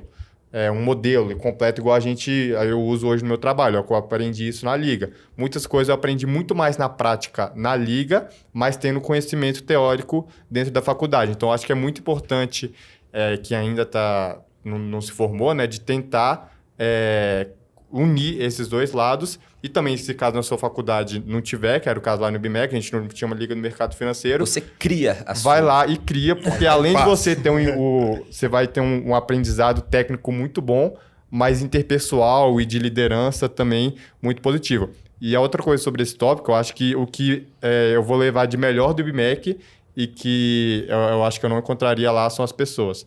Eu acho que na faculdade você conhece gente que você não conheceria em outros lugares e é um lugar que, sim, tem muita gente boa Mas também tem muita gente que não vai dar certo com você, que não tá, às vezes, no mesmo nível, não tem o mesmo interesse. Uns mala mesmo. Tem muita gente mala, mas eu acho que lá é onde que você tem a maior possibilidade de encontrar jovens, pessoas que têm o mesmo tipo de cabeça de você, e é igual os exemplos de vocês, né? Hoje são sócios, eu e o Lucas também, a gente se conheceu, a gente se conheceu no aproximou na IBMEC. faculdade, e hoje a gente trabalha em lugares diferentes, mas a gente é super parceiro Acho um que do não outro. passa uma então... semana sem conversar. Então, assim, se aproximem uma dica para quem está na faculdade agora, né? Se aproximem e fiquem próximos de pessoas que você julga ser melhor que você. E pegando o gancho também nisso do grupo de estudos à parte, igual a Liga de Mercado Financeiro, né? Na sua sala de aula, você vai ter que conviver com a galera que entrou junto com você, que você não tem controle nenhum sobre aquilo, pessoas que são totalmente diversas, aleatórias. A maioria nem quer estar ali. A maioria não quer estar ali, não quer nada com a vida, só quer pegar o diploma no final do curso e é isso. Quando você entra, por exemplo, na Liga de Mercado Financeiro, que a gente realmente aproximou muito lá, foi por conta, vocês e todo mundo lá tinham interesses parecidos. Ou quer trabalhar no mercado financeiro, ou quer empreender de alguma forma no mercado financeiro. Então tá todo mundo ali na mesma vibe, todo mundo tá dedicado com aquela ambição. Então você conhece pessoas fodas e no caso da liga que a gente participou, eu tenho certeza que tá caminhando para ser um lugar, já é, mas tá caminhando para ser ainda mais um lugar que os próximos talentos, as novas gerações de pessoas que vão ocupar as melhores posições dentro do mercado financeiro, de alguma forma vão ter passado por ali, ou você vai conhecer essas pessoas lá também. Então, até hoje a gente conversa muito, a gente tem grupo de todo mundo que participou da Liga, pelo menos as pessoas mais próximas, quando a gente fez aquela viagem para São Paulo também, para conhecer os principais gestores, fundos de investimento. Faria Limers, andamos de patinete Inclusive, a gente lá. estava lá quando soltou a primeira vez que falaram de Faria Limers na Veja. A gente estava lá. A gente estava lá. Era tudo mato antes. Até Parece. As pessoas não usavam patinete. era um diamante a ser descoberto. Cara, mas esse networking é muito bom. Assim, não sei se para as outras áreas, fora o mercado financeiro, mas o mercado financeiro você precisa ter uma segunda opinião, uma terceira opinião daquilo. Porque assim, é muito difícil no mercado você falar que está certo sobre algo futuro. Vamos colocar assim, eu acho que lojas americanas está subprecificada, eu acho que ela sobe mais. Isso é projeção, não sei se eu estou certo. A única coisa que você sabe que você está certo é o corrente. Por que é uma profissão difícil, que eu falo aqui de novo, de ter estômago? Todo dia, a cada segundo, você sabe se você está certo ou errado. Pensa um gestor de fundo que está lá menos 30% num ano. Os caras tá na cara, assim, no corrente, ele está errado. Por quê? Porque está menos 30%. No futuro, ele pode estar certo. Então, é uma profissão, é um meio que você precisa ter networking para saber, tipo, putz, às vezes eu não vi isso. Às vezes isso que eu tô vendo tá errado. Putz, vou ligar aqui para não sei quem, e por isso que eu acho do caralho a ideia da liga, porque se você pegar a melhor certificação que a gente tem hoje, o CFA, é um instituto, basicamente, para networking, e aquela vírgula CFA é para fazer, você é foda. É isso. Você é foda e tem um tanto de gente foda que você pode conversar. Então, acaba que a liga, você pega a primeira turma lá, o primeiro pessoal, é um povo muito unido. E é um povo que eu tenho certeza que, se eu pegar o telefone aqui e ligar para alguém, comecei a cobrir setor tal, empresa tal, eu sei que você está trabalhando em tal lugar e já cobriu. Pô, me dá uma moral, o que você viu para a empresa, o que você gosta, o que você não gosta, já te adianta um caminho enorme. Assim, você não precisa abre um formulário de referência, lê da empresa. O cara fala assim, putz, olha, a empresa é boa pra caramba, mas ele nunca vai te falar tudo, mas fala assim, fica de olho nisso, nisso, nisso. O melhor ainda é quando o cara te fala dessa empresa e aí você ganha 30%, 20% em 3 semanas, né? Essa na conta do Atos, viu, pessoal?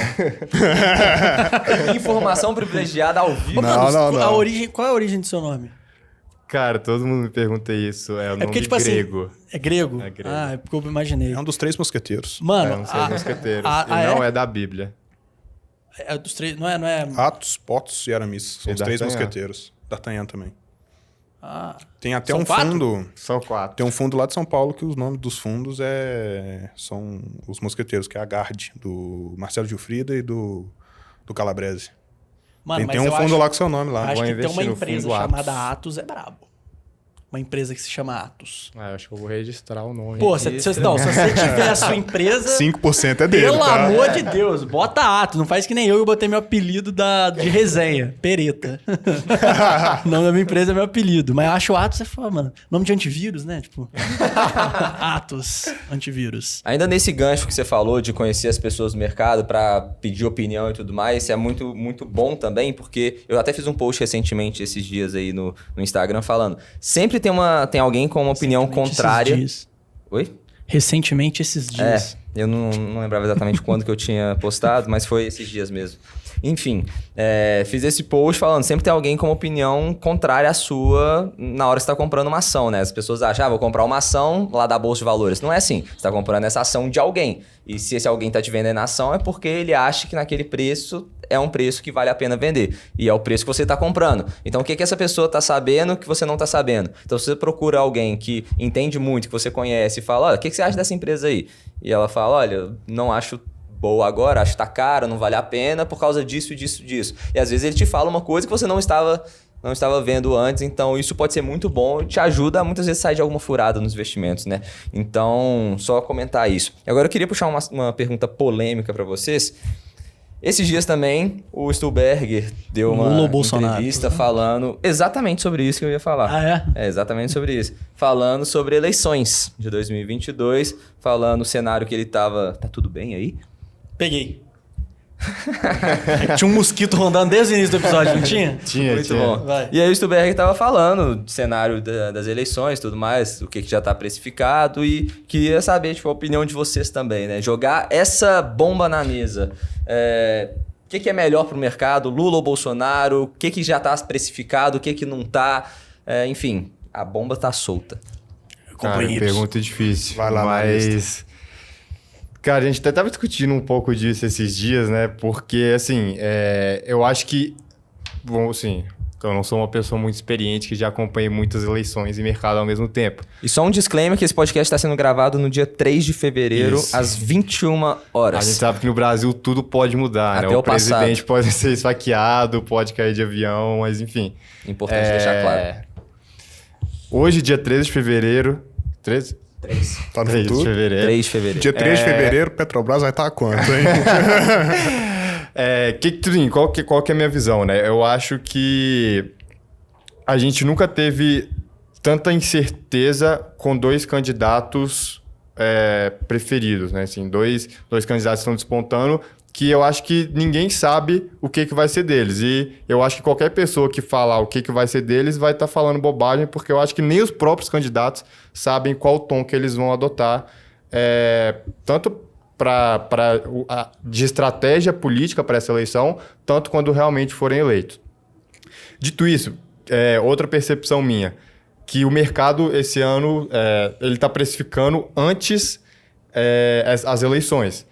Então, quando você começa se você pega historicamente, né, o mercado começa a ter um pouco mais de volatilidade em anos eleitorais em abril para maio. E esse ano a gente já está começando a ver um pouco desse ruído antes dos últimos anos. Eu acho que muito disso vem desse fator que eu falei, da própria incerteza do mercado de não saber. Então, qualquer coisinha ali, qualquer pequeno movimento para qualquer um, tanto para o Bolsonaro quanto para o Lula, eu acho que o mercado vai estar reagindo a isso porque a gente não tem muita percepção.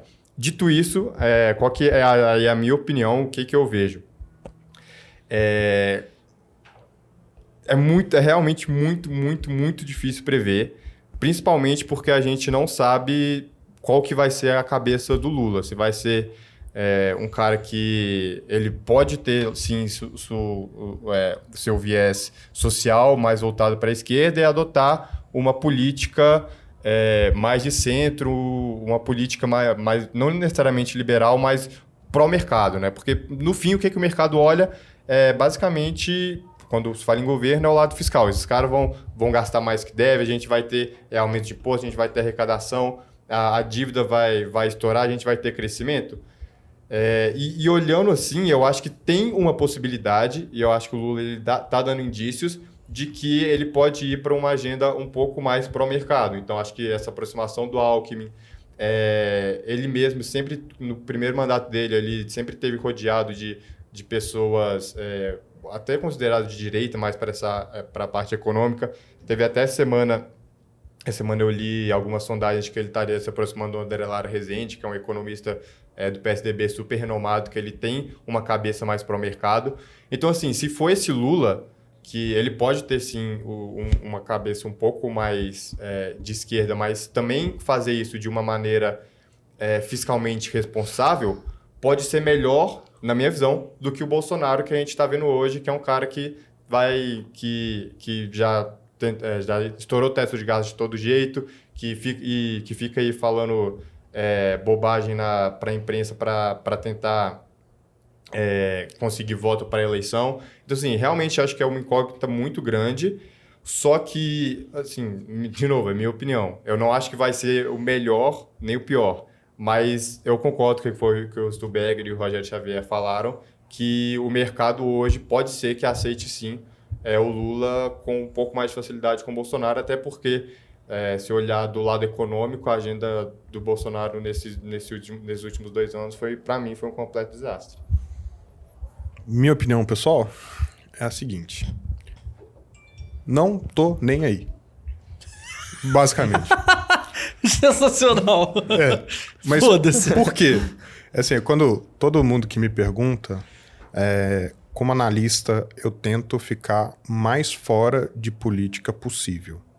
Eu tento não ter o viés de que se entra um Lula, o gasto fiscal sobe ou desce. Pode ir. Não, é porque eu acho diferente de... Isso é uma coisa que eu comecei a separar muito quando eu comecei a acompanhar mais mercado, que é muito diferente de você ter opinião de você ter análise.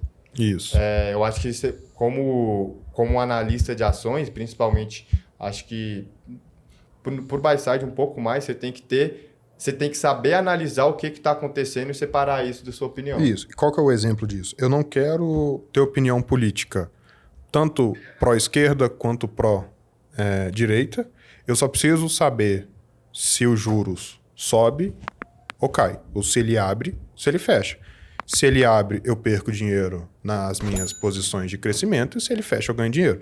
Eu tenho que estar olhando para qual papel vai subir ou cair. Minha opinião política particular é que, assim, eu até escutei isso de um analista político, ele falou, olha, um Lula, né, se o ex-presidiário estiver me escutando também, um Lula com cabresto do centro, um Lula já acordado com Alckmin, né, aquela questão toda do PSDB, um Lula no centro, o mercado tende a gostar mais do que um Bolsonaro com uma política mais agressiva. Assim, o que eu acho é que, independente dos dois, a gente tem eleição de 4 em 4 anos. Se você tem uma filosofia de investimento fundamentalista e de médio, longo prazo, cara, é meio que bobagem você gastar cabeça, gastar tempo para, na sua carteira pessoal, nos seus investimentos próprios, olhar para a eleição. É a mesma coisa que você fazer o seguinte, hoje é dia 20 de novembro de 2021, a gente é quinta-feira, vou comprar ação de Via Varejo, porque amanhã é Black Friday. Não é assim, entendeu? Ela só vai vender bem amanhã. No sábado já voltou ao normal. Então, assim, eu acho que eleição, cara, eu ainda sou meio cético. Eu não gosto de tomar decisão por base dela. Eu olho profissionalmente a questão do macro, se os juros vai subir ou cair, que o juros está ali precificando o risco do país. Mas, pessoalmente, eu acho uma completa bobagem. E, pessoalmente, ainda acho que tanto o Bolsonaro quanto o Lula, o mercado está comprado nos dois, vai trazer um pouquinho de estabilidade. O Lula com pauta mais social, um pouco mais de gasto, né? O meu medo ali é o Lula ser um cara rancoroso. Se o Lula for um cara rancoroso, que eu imagino que não é, que também não vai fazer cagada nenhuma ali também, mas se o cara for rancoroso, fala assim, puta, eu vou foder esse país aqui, desculpa o palavrão, mas vou foder esse país aqui, porque foi o país que me botou numa cadeia injustamente na cabeça dele. Meu medo é esse. É isso que eu tô ponderando.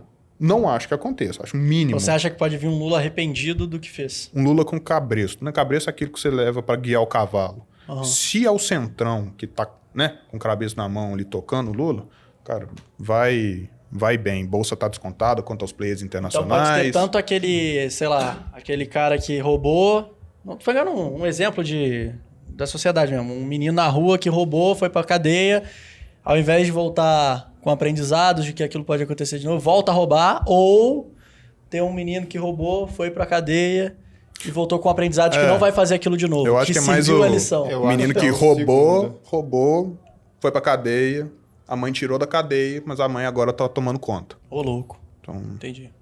Mas eu acho que, assim, essa segunda opção, tipo, isso de um Lula arrependido e querendo todo raivoso, eu acho muito difícil, porque eu acho que ele tem uma ambição de ser novamente, pelo menos na percepção de muita gente, se firmar como o melhor presidente do país e também para tentar uma reeleição. e convenhamos, caiu no colo dele.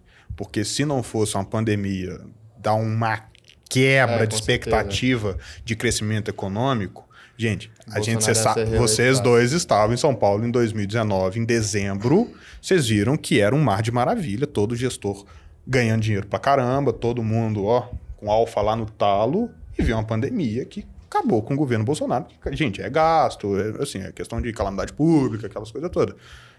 O Lula, cara, nasceu virado pra lua. O cara é sortudo se ele demais. for eleito também vai pegar outro boom de commodity. Vai ser... cara.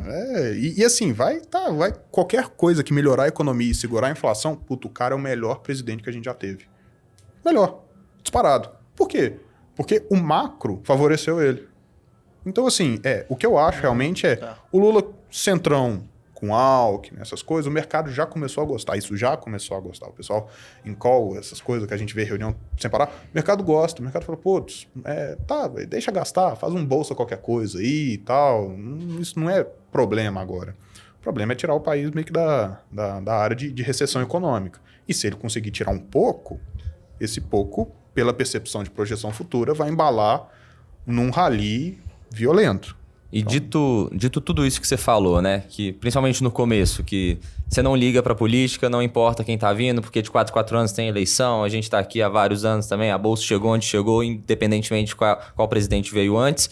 Pensando nisso tudo, como alocar os investimentos nesse ano e nos próximos anos?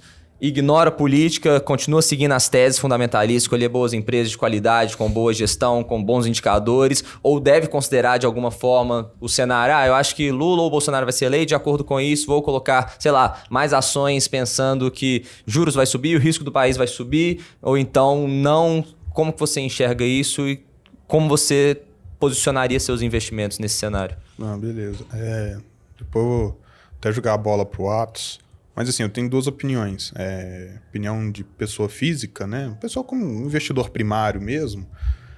Olha, se você aguenta o carrego, aquilo que, de novo eu vou falar, se você tem estômago, tem convicção, dorme bem com aquilo, cara, deixa lá, é a melhor coisa que você faz.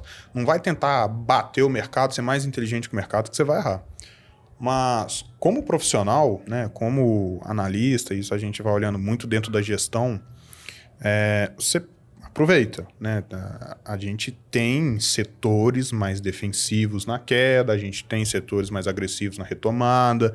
Então, você montar um portfólio, com uma cabeça de portfólio de teses que independem da economia, eu falo algumas aqui. A gente tem um setor de animal de estimação, com a Pets. Cara, ela está crescendo todo ano acima do segundo colocado, e o segundo colocado crescendo sempre acima do PIB. E aí tem até uma tese micro, né? Porque assim, mesmo se a economia crescer menos, a Pets vai continuar crescendo. Vai continuar crescendo. Como Pets, cara, a gente tem, por exemplo, igual eu falei antes, a Lojas Quero Quero. Olha muito mais pro PIB agrícola, vai olhar o que está acontecendo no agro. Então, assim, você tem papéis que meio que independem da economia, do risco macro, né? E que vão continuar performando, mesmo com Lula, mesmo com Bolsonaro. E se você jogar num médio prazo ali, 15, 20 anos, cara, o papel vai dar alegria até dizer chega, é aquela, né, a reta em direção ao infinito. Médio prazo, 15, 20 anos? A longo prazo, depois de 20, 25. Porque muita gente acha, isso é até curioso, muita gente acha, vou investir aqui pro curto prazo, médio prazo, 2 anos já é médio prazo. Não, curto prazo... Você acabou de falar, médio prazo, Depende do 20 ponto de vista anos. também, né? Eu tenho um ponto de vista de longo prazo, de depende. curto prazo, de médio prazo mais perto. Uma duration mais curta. Exatamente. Mas posso complementar Pode, sua claro. pergunta? Eu acho que assim, respondendo isso para pessoa física, tá? Porque no mundo de investimentos acho que existe uma diferença muito grande quando você é investidor profissional para pessoa física. Eu acho que você tem que... Eu concordo isso com você. Você tem que continuar olhando para as teses de investimentos, mas também para os riscos. Então, se você identificou que naquela empresa ali pode ter... se um candidato ou outro foi eleito, pode mudar alguma coisa, alguma regulação, alguma coisa na tese específica dela, isso você tem que dar atento. Então, assim, é a parte fundamentalista. Eu acho que o investidor ele tem que continuar analisando a empresa e mapeando sempre esse risco. Mas, assim, não é o risco macro, mas é o risco micro. Vou dar um exemplo da Petrobras. A Petrobras, hoje, ela segue a política de preço dela é baseada na paridade de importação, baseada nos preços fora do mercado internacional. O Lula já falou que se ele for eleito, a Petrobras não vai mais seguir essa política de preços internacionais. Isso, consequentemente, vai levar a companhia a arcar com prejuízos na venda de gasolina. Ou seja, isso vai estar destruindo o valor da companhia. Então... Isso é um caso de que se um dos candidatos for eleito, vai mudar como a empresa funciona, vai mudar o funcionamento dela. E não só isso em estatais, pode ter alguma mudança, alguma interferência de, por exemplo, a gente vai começar a regular mais isso aqui. Então, mas isso normalmente também acontece em setores que têm um pouco mais de atuação do governo. Então, o setor elétrico, o setor de saneamento, de utilidade pública, em estatais também, mas fora isso eu acho que assim, tem que ter o risco político mapeado, mas não pensar nos investimentos de forma com a cabeça pensando se X ou Y candidato foi eleito. Esse negócio de controlar o preço do combustível é também arriscado do ponto de vista do retorno para a população, né? Porque, beleza, ali no curto prazo, a gasolina vai ficar mais barato, o diesel vai ficar mais barato, só que se a empresa está tendo prejuízo nessa venda, porque está controlando um preço mais baixo do que deveria ser o preço de mercado, a Petrobras vai ter prejuízo, e quem que é dono da Petrobras? 50%, eu acho, é o governo, né? Mas isso. Direito econômico é 40 e poucos, mas assim... você vai diminuir, a empresa ela vai faturar menos, então você vai estar... pagando menos impostos, você vai pagar menos dividendos, você vai gerar menos emprego. Então, assim, é difícil, né, você mexer na Petrobras. Então, só que se você deixar a gasolina lá nesse preço, você não perde popularidade, o que a gente está vendo com o Bolsonaro. Exatamente. Né? Então, assim, a gente perder a arrecadação porque a Petrobras está pagando menos impostos ou pagando menos dividendos, a população não vê. Mas a população, todo mundo vê que o preço da gasolina baixou, né? Então isso aqui tá ok fazer porque todo mundo vai ver, mas ninguém vê qual que é o real custo disso. E tá pagando menos imposto, mas também se a empresa está tendo prejuízo, quem que vai arcar com o prejuízo da Petrobras? São os acionistas, que grande parte é o governo, e de onde que vem o dinheiro do governo para bancar esse prejuízo? Dos impostos. Então, meio que o imposto que você está pagando já está indo para o lixo só para bancar o prejuízo da Petrobras daquele preço menor. Né? A Dilma tentou, mas tentou direito quebrar a Petrobras. E não conseguiu. Não conseguiu. E acontece... Mas conseguiu. Mas não... Chegou perto. A Petrobras é uma empresa muito bacana, muito boa. Ela teve um desenvolvimento tecnológico para perfuração do pré-sal que foi, assim, uma aula. Eles são muito bons. Mas, igual a gente já viu, com centenas de coisas, centenas de histórias assim, tinha gerente de área lá que chegava na cara dura andando de Porsche. O que a Dilma fez para regular esse preço do combustível é um baita problema. Porque você segura, vamos supor, a gasolina hoje R$7 aqui em Belo Horizonte o litro, né? Vamos lá, vou segurar ela para R$5 o litro aqui. Pum, você já dá aquela freada na inflação. Opa, inflação curtinha aqui. Mas na hora que há o reajuste mesmo, que ela vai reajustando de pouquinho em pouquinho, de repente vem a naba. Né? E aquela naba vem 10% de reajuste, 15%, 20%, 30% de reajuste, e o preço do combustível sobe um platô muito forte. O que a Dilma fez foi basicamente isso. Chegou num ponto que a gente estava vivendo uma inflação altíssima por conta disso. E, tanto você falou de popularidade, lógico, gente, deixar o preço da gasolina a R$3, R$4 hoje... Todo mundo quer, né? Todo mundo quer, mas os dois lados querem, mas alguém tem que pagar a conta. Não vai jorrar a gasolina de graça aqui. Então, assim, é uma faca de dois gumes. Você pode ter uma popularidade muito ruim por jogar pró-mercado, vai regular com o internacional, aí o Brent de petróleo sobe, a gasolina sobe, ou você faz igual a Dilma, que tenta fazer alguma coisa para melhorar a popularidade dela e acaba dando errado do mesmo jeito. Então, não tente ser mais esperto que o mercado. Só uma pergunta para a gente finalizar, que muita gente tem essa dúvida, né? Como que funciona a questão dos custos para extrair o petróleo? O Atos é até mais especialista nisso, foca nisso no trabalho, enfim. Porque o petróleo é nosso, a Petrobras é nossa, então tem que vender barato mesmo, ao invés de vender, exportar e tudo mais. Tipo, se o petróleo tá lá no chão, tá só extraindo petróleo, é só extrair mais petróleo, vende o preço que quiser, só que, enfim, entendeu a pergunta? Deu para entender essa lógica? Assim, já que o petróleo tá lá no chão, é só extrair, por que não vender a qualquer preço pra galera e ter uma gasolina no posto mais barato? Bom, primeiro que vamos supor, nesse exemplo que vamos pegar o petróleo, explorar, produzir o máximo que a gente tem e vender barato. Primeiro que isso vai demandar um investimento gigante, porque para você colocar um poço igual no pré-sal aí são bilhões de reais que são investidos, e se você for investir muito dinheiro para vender com retorno baixo, uma hora o dinheiro vai acabar. Então, assim, o primeiro fato é a questão financeira mesmo. Não tem, vamos supor, por exemplo, hoje a Petrobras ela trabalha com todos os projetos dela tem um break-even, né?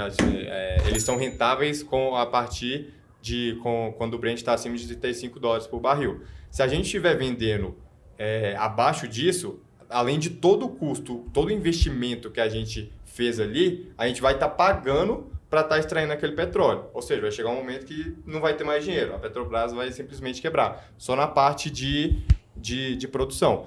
E aí, só que também aí qual que é o maior problema do Brasil, né, quando a gente fala de combustível? Hoje a Petrobras, ela produz mais ou menos 3 milhões de barris por dia. E o Brasil, a gente não tem capacidade de refinar todo esse petróleo. Então, o que a gente faz? A Petrobras, ela consome internamente, né, nas suas refinarias, mas também exporta isso a preços internacionais. E como em tese, ela tem esse trade-off, ela poderia simplesmente exportar tudo. Só que aí seria pelo preço internacional. Então, por que no mercado interno, para uma transação entre ela mesma, ela não venderia por esse preço? Então, assim, a gente tem essa questão, o preço ele é regulado e também o Brasil precisa de exportar parte do petróleo, porque o nosso petróleo também... do pré-sal é muito bom, mas alguns petróleos eles são muito pesados para virar gasolina em si. Eles são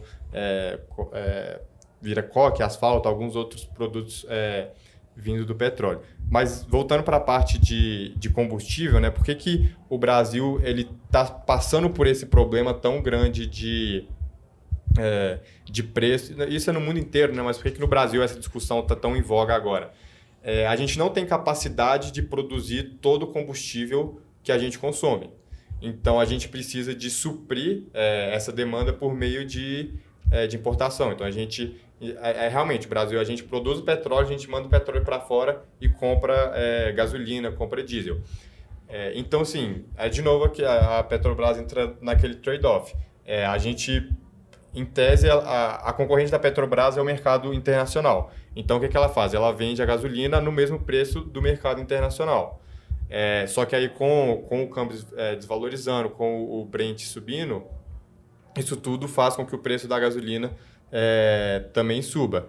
E aí, quais que seriam as soluções disso? Ou o governo subsidia, que aí quando ele faz isso, ele tem que fazer tanto para a Petrobras quanto para a gasolina importada, ou ele investe em refino, que hoje em dia, assim, a gente está nessa pegada mais de ESG, de contra emissão de gases de efeito estufa, e eu acho que é uma péssima ideia você investir em uma refinaria hoje em dia, né? Então, assim, acho que um pouco... E reduzir imposto também, né? Só que aí entra um grande problema, que é o que está acontecendo agora, que cerca de 40% do preço da gasolina é de imposto estadual, né, que é o ICMS. E aí o governo queria, o que está em discussão hoje, quando o podcast for pro ar já pode ter desistido da ideia, zerar o imposto federal, mas também permitir os governadores a zerarem o imposto estadual. Só que nenhum governador vai querer fazer isso porque A arrecadação é enorme. a arrecadação é enorme, é uma das maiores fontes de receita, né? Então, assim, acaba que esse problema que a gente tem hoje é o cachorro correndo atrás do rabo dele, e a verdade é que, sim, esse problema de inflação de gasolina no mundo inteiro, e o brasileiro acha que ele é o menininho bonitinho diferente que tem que ser tudo do jeito que ele pensa, custe o que custar. Que aula, hein? Que aula! Alô, BTG tá bem demais. Ô, louco.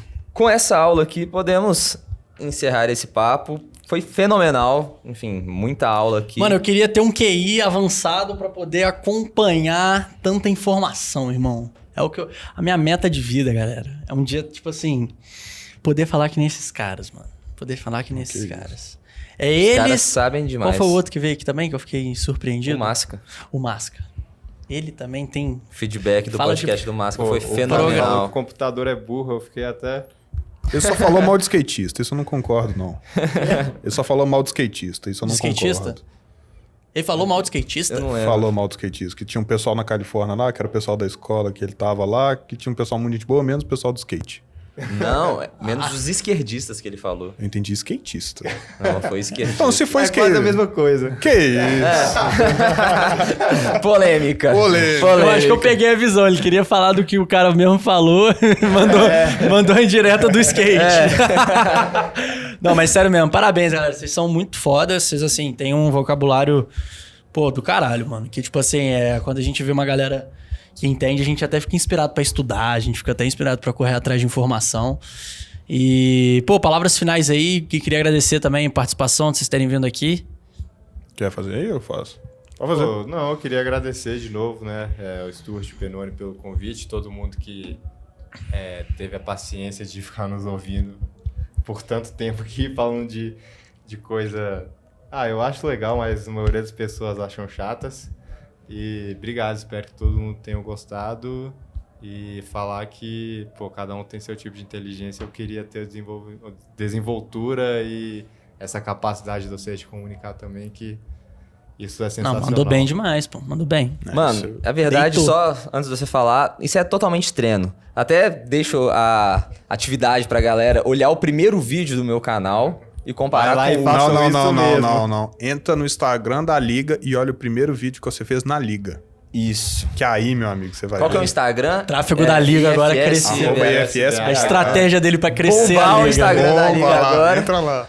Mas, mano, é isso. É tudo treino. Nada que postar 2 vídeos por semana durante 2 anos e meio não ajude a desenvolver também. Então, Igualmente pra gente, né? Exato. Se olhar a primeira análise que a gente fez Puta e que fazendo isso por 8, 10 horas por dia, A um gente dia você evolui chega lá. muito. isso É só vale pra sentar- tudo, é treino. Só sentar a bunda na cadeira, abrir o Excel e ser feliz. E ler um pouquinho do livro do Damodaran. De resto, você faz na prática. Mas, pessoal, obrigado mesmo. Eu acho do caralho o que vocês estão fazendo. Vocês estão, pelo menos, trazendo informação pra pessoa normal, pra pessoa física. Esse pessoal que a gente tinha comentado, é bom esse pessoal saber investir, saber entrar, ver o que é um investimento, aprender a ganhar, aprender a perder. Até puxar de novo a sardinha pro meu lado, se alguém tiver interesse, pode me procurar lá, Butiá Investimentos, que tem os fundos, todos os fundos estão abertos lá. O pessoal é muito bom, muito competente, pessoal técnico foda. E assim, obrigado demais a estar aqui. Tô com o ato fino aqui. Acho que a galera do técnico é tão foda assim, não. Por quê? Quê? Uma pessoa normal, Atos. Pessoa normal. Ué. O que? Eu não peguei, não peguei. Eu também não peguei, não. normal. Deficientes não existem.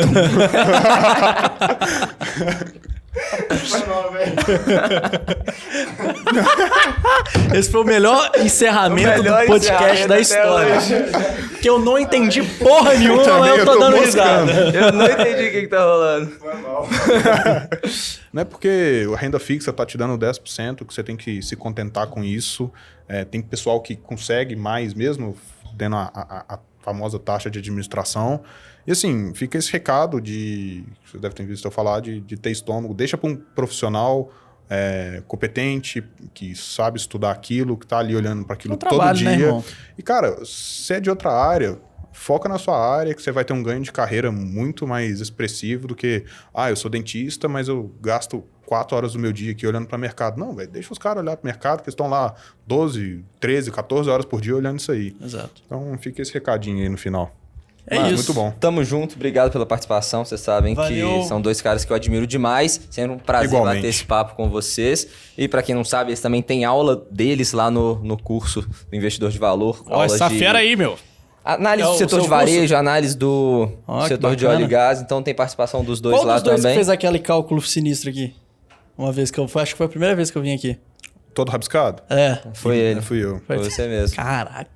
Ele explicando um cálculo bizarro que eu não entendi muito bem, não. Polêmica no final. Polêmica Se você olha para beta no mercado financeiro, que fala que é a correlação de risco lá, tá cagado, tá errado. Beleza. Beijo. Tamo junto, galera. Valeu. Deixa o like, Ó, compartilha esse vídeo com alguém, tudo aqui deixa na um descrição. comentário E vão comer, né? e vão comer. A gente sempre come depois do podcast. É, tem que ser. Valeu, time. Valeu, Valeu, tamo Chula. junto. Valeu, pessoal. Valeu, Celo. Abraço. Beijo. Tchau.